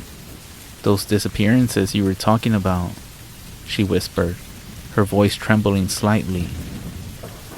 Every single body that they have found in the last couple of months. They said they have found them with a necklace of that sort. It looks similar to that design. Her words made me freeze. The water glass slipped from my hand, shattering on impact and splashing the rest of the water on the floor. The noise echoed in the silence that followed. She rushed to hand me a paper towel. Here, sweetie, put these towels on top of that and just pick up the glass and throw it in that trash bin over there. The lady then looked at me. I'm just wondering where you got it from. Just be careful to be seen with it. That necklace, it actually might be the opposite that you think it is.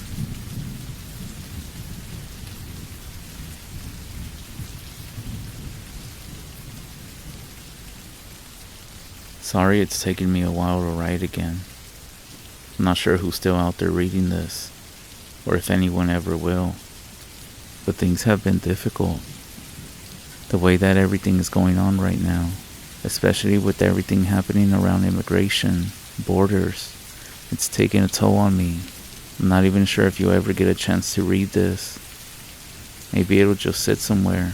But I promise to tell you the truth about what's out there, about what's really going on along the border.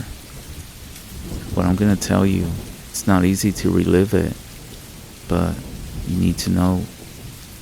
Whatever you do, stay away from the border at night. What's out there isn't just dangerous, it's something else. and it doesn't care what language you speak, what color your skin is, or even what side you're on. Remember when I was talking with the lady, she told me about the necklace, and so I asked her what she meant. She lowered her voice a little bit and said, in some indigenous cultures around here, especially handmade pieces, they're not just normal things to wear. Some of them have symbols, with some sort of purpose. You see, back in the day, when someone wanted to place a curse on somebody else, they would often give them beads or something as a gift. Sometimes they would take something personal, like a piece of hair or some sort of clothing, and wrap it up in bundles or something. Witchcraft, you can call it. Nasty little witchy things. The bladder of some sort of animal. It would be used as a bundle tied up with something personal, like a strand of your hair. Then they used these items in rituals, ceremonies to bind you to a curse. She then stopped talking and looked at my necklace again before continuing. You might think I'm just some crazy old woman. I get it.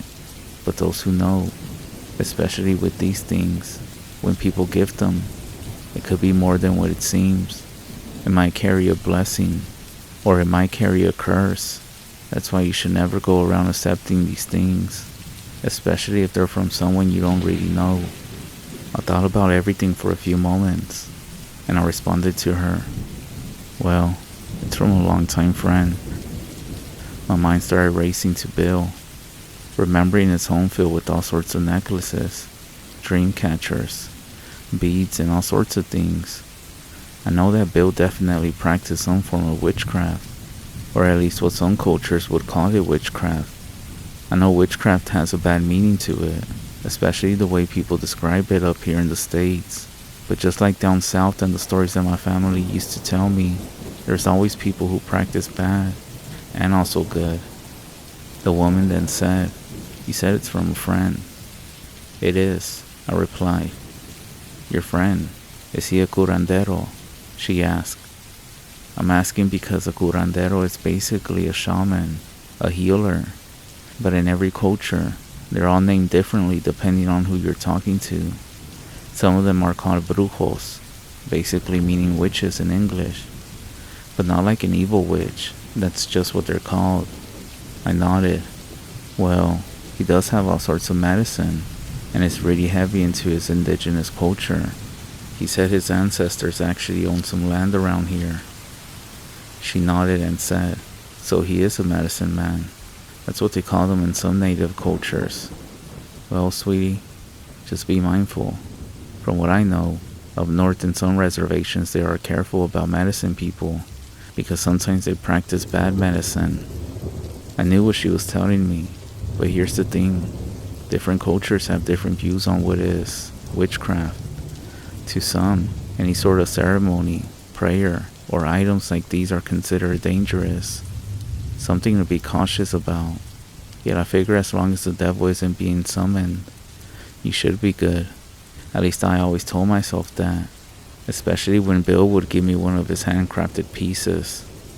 Every time we did one of our, deals, and we passed by his place, he always gave me a gift.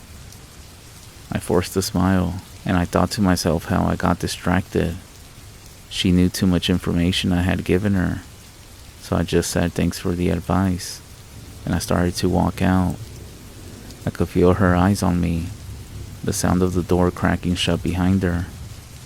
As I walked out, I knew I had done a mistake. She's gonna call the police. The thought hit me. She saw what I was wearing, this damn necklace. Even my shirt and face. I know she wouldn't recognize me from around here. Fuck, I said under my breath. Staying here isn't gonna be an option. The plan was dead, and we were gonna need a new one. My legs started feeling heavy, but I continued pushing through, thinking about what we were gonna do now. I could already hear her conversation on the phone. I saw a guy with one of those necklaces they keep finding on the bodies. That sentence alone would be enough to have the whole town looking for me, especially because I'm sure she described what I was wearing. This damn necklace started weighing heavier around my neck now. I had even forgot at some point about this damn thing. So I took it off and put it inside my pocket. I keep walking and walking, speed walking now. I was ready to run if I saw a vehicle coming down the road in a faster pace. Surprisingly, I had been walking for a few minutes now and I hadn't heard any sirens or seen any vehicles. Maybe the police was busy. Keep in mind, in these small towns there's only a few deputies or cops, and each person has to be in charge of everything. For example, in bigger cities and counties, you have people that arrest a criminal. They get taken to jail, and then somebody else does the booking in. A clerk then does the filling out of papers, and then some detention officer does the carrying of the inmate. Versus in these small towns, you have the person who arrested the criminal. That same person has to take them in, file all the papers, do the whole process. Don't ask me how I know. Let's just say I have a lot of intel, more than you think. Anyways, I keep walking, and I keep telling myself, keep moving, don't stop. And so I kept going, and I finally made it into the tree line. Once I went in, I could see Alpine out in the distance, and I could still see the small hotel. And guess what? I saw one car getting close. I'm not sure if it was the police, but at this point it didn't really matter. There was no way we're gonna come around here. Damn it. But there isn't any other place around here for miles. And so I kept walking to where I figured the group had stayed behind. My mind started filling with thoughts about Bill and these damn necklaces. What the fuck was he thinking? I clenched my fist as I started walking, my feet crunching against the dry leaves. Whether something was going on with these necklaces or not, Bill was gonna get us all caught. But then the questions started coming. But if it actually was him? He has always been so secretive. Well, at least when it comes to certain things. But why? The thought kept lingering in my brain. Every minute that passed just made me more paranoid. You can't fully trust people. People get betrayed. I know it sounds bad, but it's true. It's not even always personal. At least that's the excuse that everyone always makes. It's all business. People like Bill might smile and share their food with you, but the second that someone waves more money in their face, they'll sell you out without blinking. It's no different than the cartel, than the narcotraficantes, the smugglers. Hell, if you know anything about cartels, you know most of the leaders used to work together. They were partners, friends even. Look at the history. They all started under the same roof at one point. But power and money change people.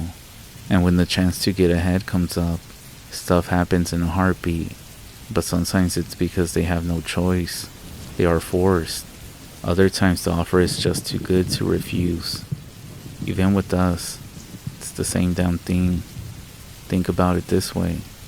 If someone found Bill and offered him more, what would stop him from turning us in? Now that I think about it, what if someone bribed or forced Bill into him smuggling drugs instead of people? For all I knew, he was trying to get rid of us right now.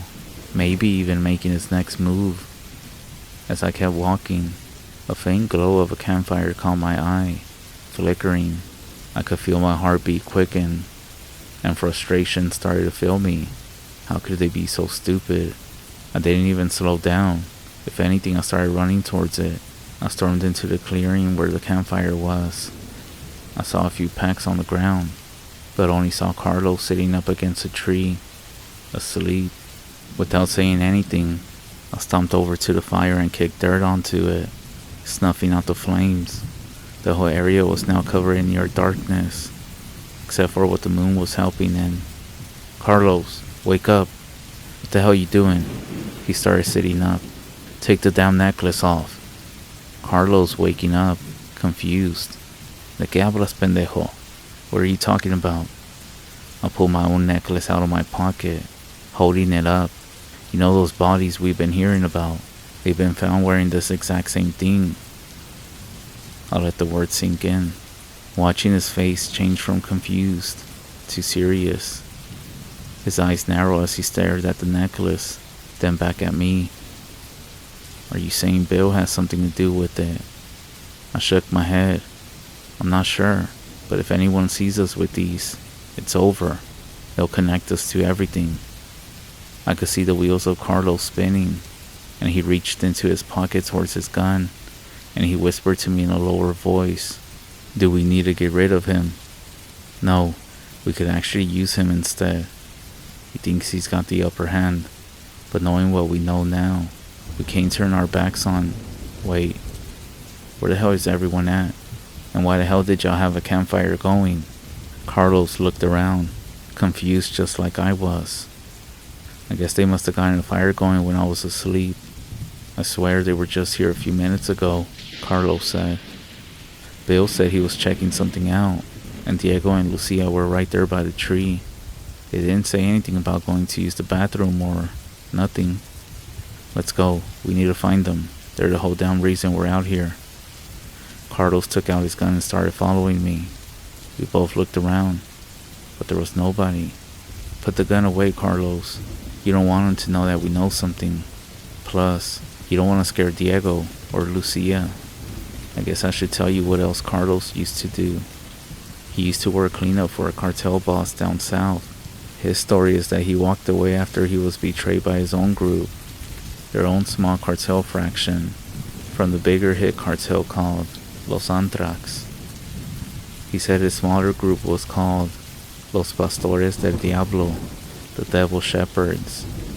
I won't tell you why they were called that, but you can guess why. He said the leader was caught up, pointing fingers and snitching, and just didn't rejoin because, again, everyone betrays everyone. Just as we were about to move deeper into the woods, a noise stopped us dead in our tracks, a crunching of leaves. I froze. I reached inside my pocket for my own gun. Carlos actually raised his. His eyes became narrow, focusing to where the noise was coming from. It grew louder, closer, and then a silhouette came from the tree line. It was Bill, followed by Diego and Lucia. Relief flooded through me as Carlos lowered his gun. "Where the hell you been?" I said, my voice a little more serious than ever. Bill's demeanor was calm. "Hey, relax, amigo. Carlos was in dreamland, and Diego had to use the bathroom, and Lucia was too scared to stay put. I thought it would be better for us to go together."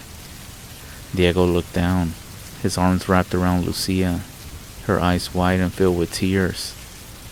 "Perdón, es que teníamos miedo," Diego said. "Sorry, it's because we were scared." I sighed. "Well, we stick together from now on, no exceptions." I then said, "Everyone, grab your stuff. We're leaving now. No more turning on campfires, especially at night. Don't be stupid.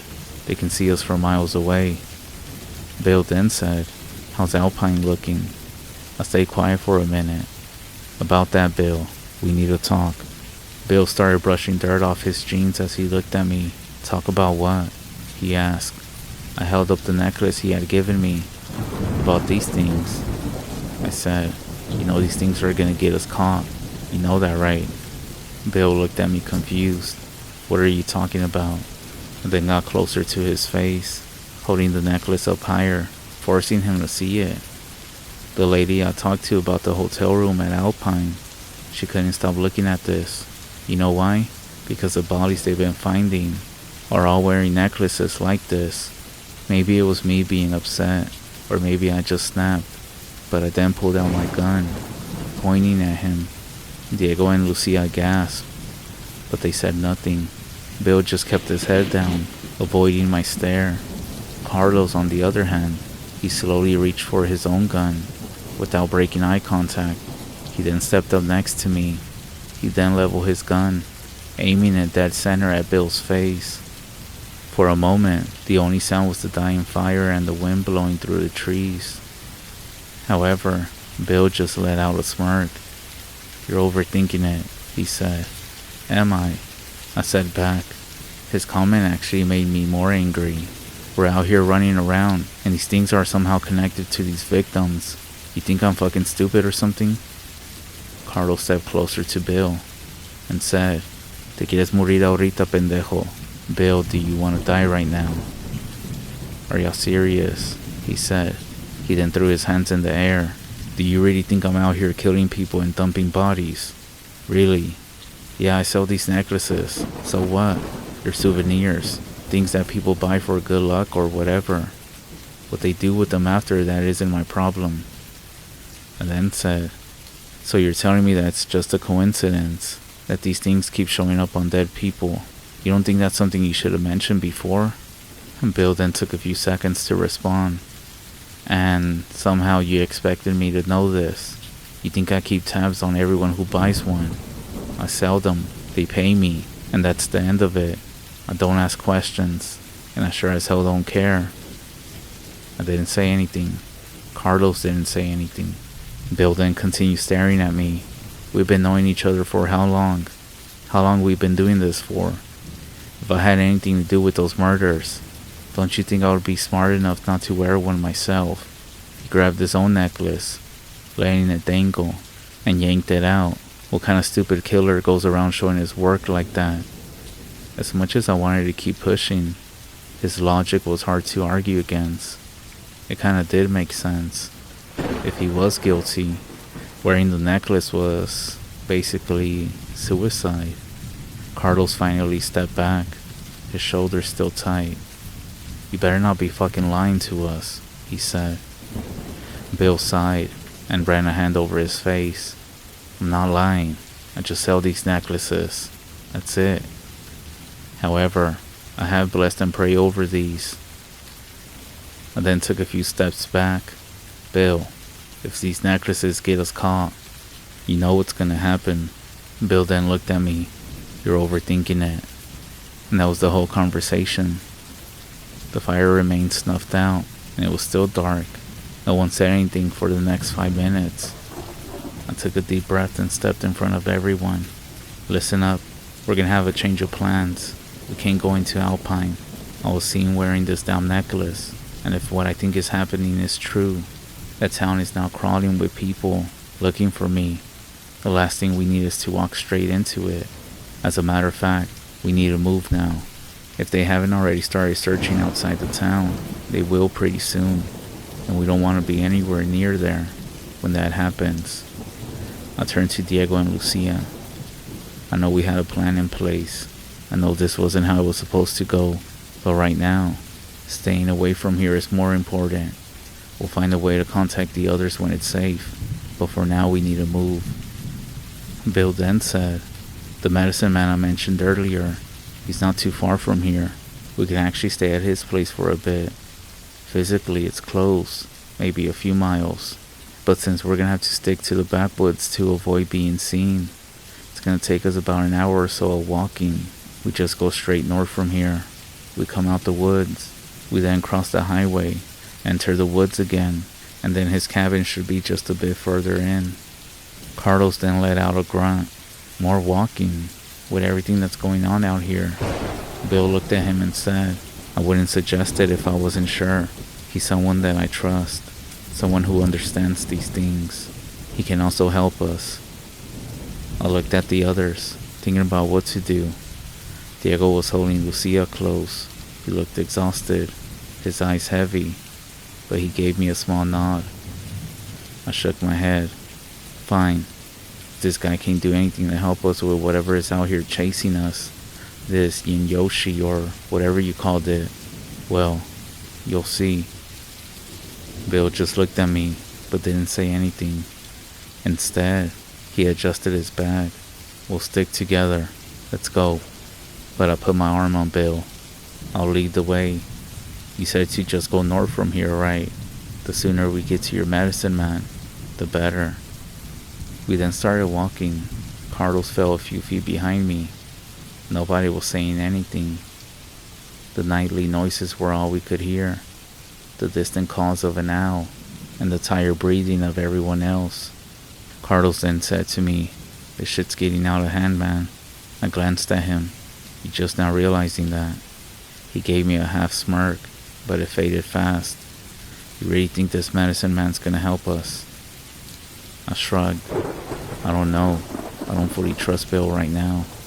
But we got a scared kid. A bunch of necklaces tied to dead bodies. A shadow thing that might be hunting us. Apparently all the bad luck in the world. If there's even a chance this guy knows what he's doing, we have to give it a try. Carlos then exhaled. Back in the day, when I was with them, I used to think nothing could shake me. I cleaned up messes, done some crazy things, but I just have a bad feeling about this. We have nowhere to go except for where Bill is taking us. Nothing, no town, not a place, I said. Carlos then nodded slowly. My abuelita, my grandma, would say, the spirits don't care if you believe in them. They only care if you cross the line. He looked over at me. Do you think we crossed the line? I didn't answer right away. But then I said, I think we kicked the damn line over and we lit it on fire. Carlos let out a dry laugh. Then we better figure out how to put that fire out before it burns all of us alive. We continued walking in silence after that, but it was different now. Still terrified, still in the dark. We then kept walking. The crunching of leaves beneath our feet was the only sounds out here. Every now and then, I would glance over my shoulder to make sure we were all here. I was in the front, Carlos right behind me. Diego and Lucia were together a few feet behind us, and Bill was in the very back. A few minutes in, I started to notice Bill lingering behind, his pace slowing down until he eventually stopped altogether. At first, I thought he was adjusting his bag, but when I glanced back again, I saw him kneeling on the ground. His hands were pressed in the dirt. He was moving his mouth. Bill, I said sort of loud, what the hell you doing? We need to keep moving. He didn't respond. His hands began to trace patterns in the dirt, symbols or shapes that I couldn't make out. For a moment he looked lost, almost like he wanted to cry or something. That's when Carlos said, what's he doing? Bill, I called again. Bill finally looked up. I'm praying, he said, to the land, to the spirits that guard it. This place isn't just dangerous because of what's chasing us. He then stood up slowly, brushing dirt from his hands. You can believe whatever you want, he said, but if you don't respect the land won't respect you. I don't have time to explain it to you right now. Bill then slinged his bag over his shoulder. Carlos then clenched his fist, stepping towards Bill, but I put a hand on his shoulder. We can't waste time arguing, I said. Bill, if you're done with whatever that was, let's go. Lead the way. Go to the front. Bill nodded, but as he passed me, I swear I saw a smile on his face. As we walked, everything around us started feeling heavy, and no one was speaking anything. Everything was quiet as we kept walking. Out of nowhere, Bill slowed down to a stop, motioning the rest of us to do the same. 3 minutes, he said, whispering, I need to rest. These legs are close to giving out. But then we keep moving. The sun's almost going to rise, and we need to make it before that.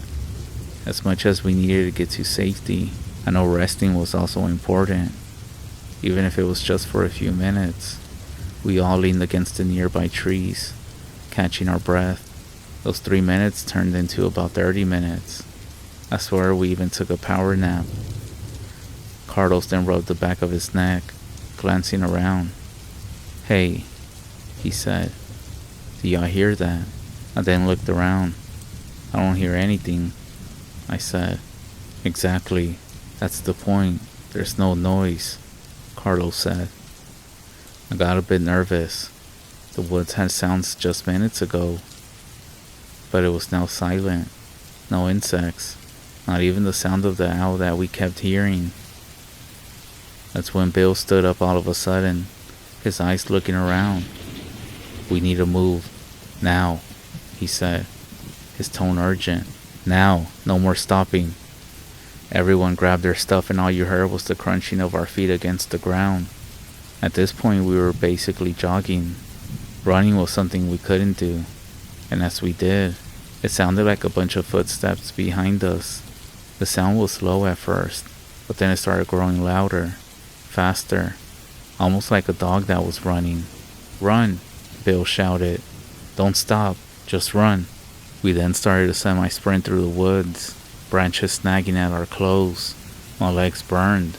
I could imagine how Bill and Lucia felt. There, Bill yelled. The road. Run across and don't stop. We then broke into an all-out sprint, the last stretch feeling like an eternity. I was the last one to come out the tree line. The moment my feet hit the pavement, a wave of relief came over me. But that was only for a split second. I saw Lucia stumble, her foot catching on the uneven asphalt. She hit the ground hard. She let out a gasp. To my surprise, I'm not sure if it was just the adrenaline and everything going on, or maybe he just didn't notice. But Diego, he kept going. I'll grab Lucia, I shouted to Carlos. I glanced both ways down the empty road, scanning for any sign of movement. Nothing, just the wind blowing. That's when Bill's voice cut through. Hurry, he yelled from the other side. We can't stay out in the open. I reached down, gripping Lucia's arm, but as I helped her up, something made the hairs on the back of my neck stand up. It felt like someone was calling me. For a second, I felt like I couldn't control my body. I turned my head slowly, my gaze drifting back towards the tree line that we had just came from. And that's when I saw it. A shadow. No, something darker than a shadow itself, shifting between the trees. It didn't move like an animal. It didn't move like a person. It flickered between the trees. I couldn't distinguish the shape, yet it looked humanoid. I could feel my heart race. I somehow snapped back to life. I grabbed Lucia and threw her arm over my shoulder. As I ran, I swear, I heard a whisper in my head. It wasn't my voice. It wasn't even a voice I could understand. I started shaking my head as if I could force it out, but it didn't stop. And I kept running. I went into the tree line. I could feel my heart hammer in my chest.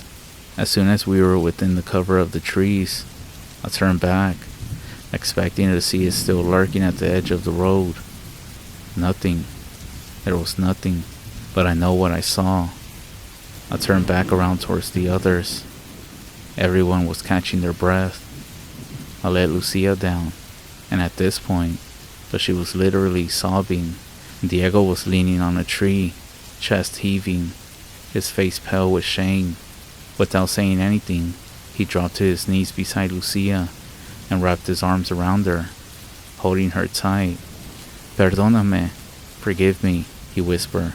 He basically said that he didn't mean to, that he thought she was right behind him, that he doesn't know what happened. Lucia didn't speak at first, her small hands gripping the back of him. After a moment, she said something, but her voice was cracking to where I couldn't understand it. Bill looked behind us, across the road. It didn't follow us, he said. I turned to him. What the hell was that? Bill shook his head. You know who that was. I told you already. Carlos then drew out his gun, glancing behind us. Why didn't it come after us? Bill then tapped his necklace. These are blessed, not cursed like some of you think. They protect you, but only for a little bit. That's why I told you to wear them. And look at you, the moment you took it off. Can you see what happened? None of you wanted to listen when I said we should have gone to the medicine man first. If we had, we wouldn't be running through the dark, dragging a little girl through hell and risking our lives. No one said anything. The necklaces, they're holding it back, but they're not permanent. If we don't get to the medicine man soon, it's gonna come again, and I have a feeling not even your prayers will help. We didn't say anything. There wasn't anything to say. Carlos then broke the silence. Next time I see that thing, le voy a dar un pinche plomazo en la cabeza al cabrón. The next time I see that thing, I'm gonna shoot it in its head. Bill actually chuckled and said, you really think your man-made bullets are gonna work against something that doesn't bleed the way that we do? He paused. Then he said, doesn't your own Bible say We do not wrestle against flesh and blood, but against the powers and the rulers of the darkness of this world. This is one of them." Carlos didn't respond. He just turned around and kept walking. Bill's tone had changed, more serious now. "If it comes back again, we won't get a second chance." And so we kept walking. None of us had said anything in almost 20 minutes, maybe more. Talking didn't feel right. Not out here. Out here in these lonely places, the landscape goes on and on. You can drive for like 30 minutes and not see another car. Maybe some rusted out truck sinking into the brush, or a mailbox with no house in sight. A bunch of small homes, trailers, even old wooden shacks. They all sit miles from each other. The further we walked, the more it felt like the woods were thinning. After a few more minutes, Bill stopped and raised a hand, signaling us to slow down. "There," he said. He pointed out, and through the trees, we saw it. A small shack, maybe a cabin. It was sitting up on a small rise. There was some faint smoke coming out from what I assumed a chimney. We continued walking, and that's when I noticed that the surrounding area all had a bunch of small placed bundles of herbs, feathers, and stones hanging from the branches. We finally made it. "This is it," Bill said, as we approached the cabin. I saw it more in detail. The walls of the cabin had symbols and stuff engraved on the outside. Some of them were painted, others were carved directly onto the boards. All kinds of things hanging above the door, swaying around in the air. Bill then told us to stop a few feet from the entrance. He raised his hand. "Let me go first," he said. "It'll be better if I introduce us." I leaned over to Carlos and I said, "Do you think this guy has internet?" Carlos let out a soft chuckle, but I guess when he saw that I wasn't joking, it's like the laugh that was gonna come out just died in his throat. I was dead serious. "You think I came all the way out here just to avoid this damn Yoshi thing?" I said. "Hell no. I need to communicate with everybody else. Let them know what's going on." Carlos then looked around at the surrounding trees and the brush and the cabin. "Look around, man," he said. "You actually think this guy's got internet? He's living in the middle of fucking nowhere." We waited as Bill knocked on the door. What if he's not even home? We fucking walked out here for nothing. "You all have the least amount of patience," Bill said. A few moments then passed before the front door opened, revealing a tall, lean man with long, graying hair pulled back into a braid. He was wearing just a simple shirt and some normal jeans. His eyes were locked onto Bill before he started looking around at the rest of us. "Bill," the man said, his voice calm and steady, "you have brought trouble." Bill bowed his head slightly. "I didn't mean to. We just need your guidance." Well, the medicine man, I assumed this was him, stepped aside, telling us to come in. As we went inside, the air within the cabin felt heavy. The place was dark. Shelves lined the walls, filled with jars of herbs and bones and stones, while ceremonial objects like rattles, feathers, and even a mask was hanging from books or rested on tables. There was also a big rug in the center of the living room. Of course, we could all see this because there was an old school fire chimney in the middle. Stove, chimney, whatever it was. The medicine man then closed the door behind us, the sound of the latch echoing throughout the whole room. Well, living room. "Welcome, everyone. Take a seat," motioning to the rug. I guess he didn't believe in chairs. The old man then looked at us. "So," he said, "if all of y'all are with Bill, and I trust Bill, then I trust you all. What can I help y'all with that made y'all come all the way out here?" I looked at Bill. He gave me a small nod and just stepped in front of everyone. He started off by introducing all of us. Bill then started speaking in some other language. I guess it must have been his native tongue. When they finished, the old man slowly exhaled through his nose. "I see," he said, voice even lower now. "Every single one of you You all been marked. My stomach started twisting. I didn't know what that meant, but I didn't like the way he said it. Don't even worry, the old man continued. We'll do a cleansing ceremony. We'll get rid of this thing.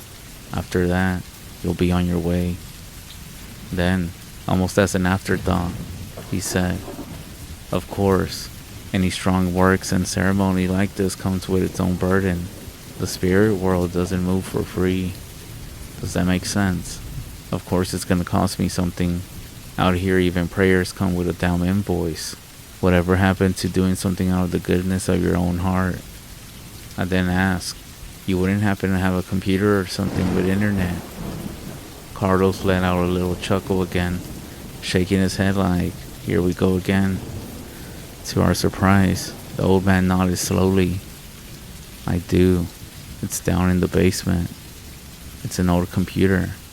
I haven't even used it in years. Basically, what is it? Windows 98? He then let out a smirk. Just kidding. It is old, but I still use it now and then. I turned to Carlos with a smirk. See? You never know. Carlos just rolled his eyes and said, alright, I'll give you that one. The medicine man then nodded towards the back, and he said, come, I'll show you. And watch your step as well. I keep everything off because the generator kicks in and it makes a loud noise. Well, at least the bigger one. I keep the small one on, and it keeps a few things on but not all of them. The big generator will power up the whole cabin, but the sound it makes will be very annoying. The medicine man guided me through the cabin, and as we started moving, I realized something strange. The place looked small from the outside, but inside, it was a lot bigger. A few different hallways, with doors in each corner and turns that didn't quite make sense. So we went down a short set of 5 steps, almost like a half basement setup. This way, he said. I also realized that he wasn't wearing shoes as he was walking. As we passed through a narrow hallway, I noticed a fine line of powder laying across each doorway that we stepped under. My mind flashed back to the first time that I met Bill. His place had the same thing. We then got to a heavy wooden door. He opened it slowly, and he told me to come inside. The room smelled very old, very dusty, and also like something metallic. In the corner sat one of those big computers, on a table surrounded by a bunch of different chairs, and boxes of old electronics, wires, cords, and a few different screens. It looked like something out of a tech graveyard. I just need to check something, and then I'll be out of your way, I told him. He nodded, turning back towards the hallway. I'll leave you to it. Don't take too long. We need to get started. And also don't touch anything, because I will find out. I exhaled slowly, and I moved towards the computer. I pulled out the chair and sat down, moving my fingers over the keyboard. He said he hadn't used it, but when the light of the screen came on, the keyboard had grease stains everywhere. So I guess I'll tell you another secret. Remember when I told you that we didn't carry any phones? That still stands. Doing all of this, you gotta think ahead and be smart. Everything can be traced. A text, calls, emails, all of it. And with geofence warrants, it's easier than ever for somebody to track down anyone who's been around a certain area. Now let me explain how this works. A geofence warrant lets the police request data from Google or any other company covering the devices that were within a specific area at a certain time, even if you didn't do anything suspicious. That's why we don't carry cell phones, no GPS, no pings off cell towers, nothing that can tie us to a location. Don't ask how I know. All of this is basic information. But let's say person A committed a hit and run on person B at night. Investigators will file a geofence warrant with some phone companies and Google, or even with Apple. You know that little Google or Apple map application you have? Well, even if you aren't actively using the GPS, your location is still being used by Google or even Apple. That's why they ask if you would like these applications to continue using your location. So then the investigators will find the closest tower around the crime scene and request a geofence warrant to get a list from Google or any other phone company, and they will be able to see any device that was within that area phone companies because they will get any phone devices, numbers that were active around that area. Whether you send a message or a phone call, they will then do the same with other towers around there. And even with AI, it's much easier now to filter through millions of data to find out where that one phone number or device was last seen. So I went over to the drafts in my email and I started typing. The message was short and to the point. Having all the necessary information, you can never be too careful. Even when emails are encrypted, no matter how safe you think they are not what you think. So what do? I'm not actually going to send the email out. I'm saving it to the drafts. Hey, we're all set and ready when you are. Let's keep things flexible. I might need to adjust based on the usual factors. I'll touch base soon. The other point of contact has access to this login as well, so the actual emails won't ever be sent or received. Instead, we check the drafts. No transmission, no traceable data, and there's no risk of anybody intercepting that email. It's been working for us so far, and if everything goes according to plan, I know it'll keep working. I leaned back in the chair and looked around. There was something off about how quiet it was down here. I reached for the power button to shut the computer off. I heard the noise behind me. I turned around, and I nearly jumped out of my skin. Bill was standing right behind me. Not a sound, just standing there, staring. What the fuck, dude? You scared the shit out of me. He didn't blink. He didn't move. He just stared for another second. Then he said, "We need to get started." I stood up slowly, watching him. Started? With what? His eyes narrowed just a bit. I have a feeling he's closer than I think. What the fuck, dude? I said under my breath. As I walked past him, I remember something. So I asked him, "You don't happen to know the address to this place, do you? I know we're not too far from Alpine. Address, coordinates, anything." That's the thing about out here. We don't deal with addresses. Hell, most of these places don't even have one. You think some shack or cabin miles off of a dirt road, passing a dried up creek in the middle of fucking nowhere is gonna be on Google Maps? No chance. These are not neighborhoods. These are hideouts, cabins, burned out trailers, landmarks, old ranch posts that no one's lived in for decades. No house numbers, no mailboxes, just landmarks. Plus, all of that changes, but coordinates don't change. That's why we use them. That's how we pass locations along. Same towns, different names. The checkpoints, the safe houses, they're all passed by a word of mouth. So when I asked Bill if he knew the address here, I was referring to the coordinates. We done this plenty of times, but he didn't say anything. But after a minute, he just said, "Of course I do." He just stood there all quiet. "Bill, if we're gonna make it out of here, I need someone to come pick us up. But I can't tell him where if I don't have the address." And so he gave me the coordinates. I took them and went back to the computer. I typed them into the draft message. I didn't say much. I simply said PU, standing for pickup. I hit save again. Then I looked back at Bill. "You don't think I actually came all the way out here for some ceremony, did you?" Bill just gave me a tired look. It was that look of annoyance. He didn't answer. He just sighed. And so we both made our way back to the center of the cabin, where the medicine man was already sitting cross-legged, waiting. The smoke from the fire stove, chimney, whatever it was now open from the top. Everyone was already in place, staring into the flames. I sat down in the middle of the circle, the same as everyone else. The old man had arranged us on the floor around the fire pit. The air was heavy, with smoke and sage and cedar. Carlos shifted beside me, saying something under his breath, reminding me to add this to our collection of bullshit adventures, he said. I then looked over at him. This could be the time that we ended up in a peyote ceremony with some natives, he said, letting out a small chuckle. Fucking wild. The medicine man then added a handful of herbs to the smoldering fire, releasing more smoke that filled the air. You have stirred something ancient, he said. something that was meant to be left alone.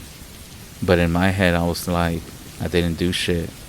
Before anything else could be said, Bill got up and said, "Hold on, I need to use the bathroom real quick." The medicine man didn't even look up from the fire. "You know where it's at," he said. Bill walked off into the back of the cabin. He was gone for maybe a minute, 2 at most, before he came back and quietly took his place again, sitting back down. His eyes flicked to Bill, who nodded. "We are ready. Tell us what we need to do," Bill said. The medicine man then looked over to the group again, staring at each of us. "Let us begin," he said. "Before the sun rises fully, we must act on this. There is little time." For the first time in what felt like hours, I actually felt a bit hopeful as the medicine man began gathering his tools. He then started singing. He took what seemed like a mini drum and started tapping it with his hand.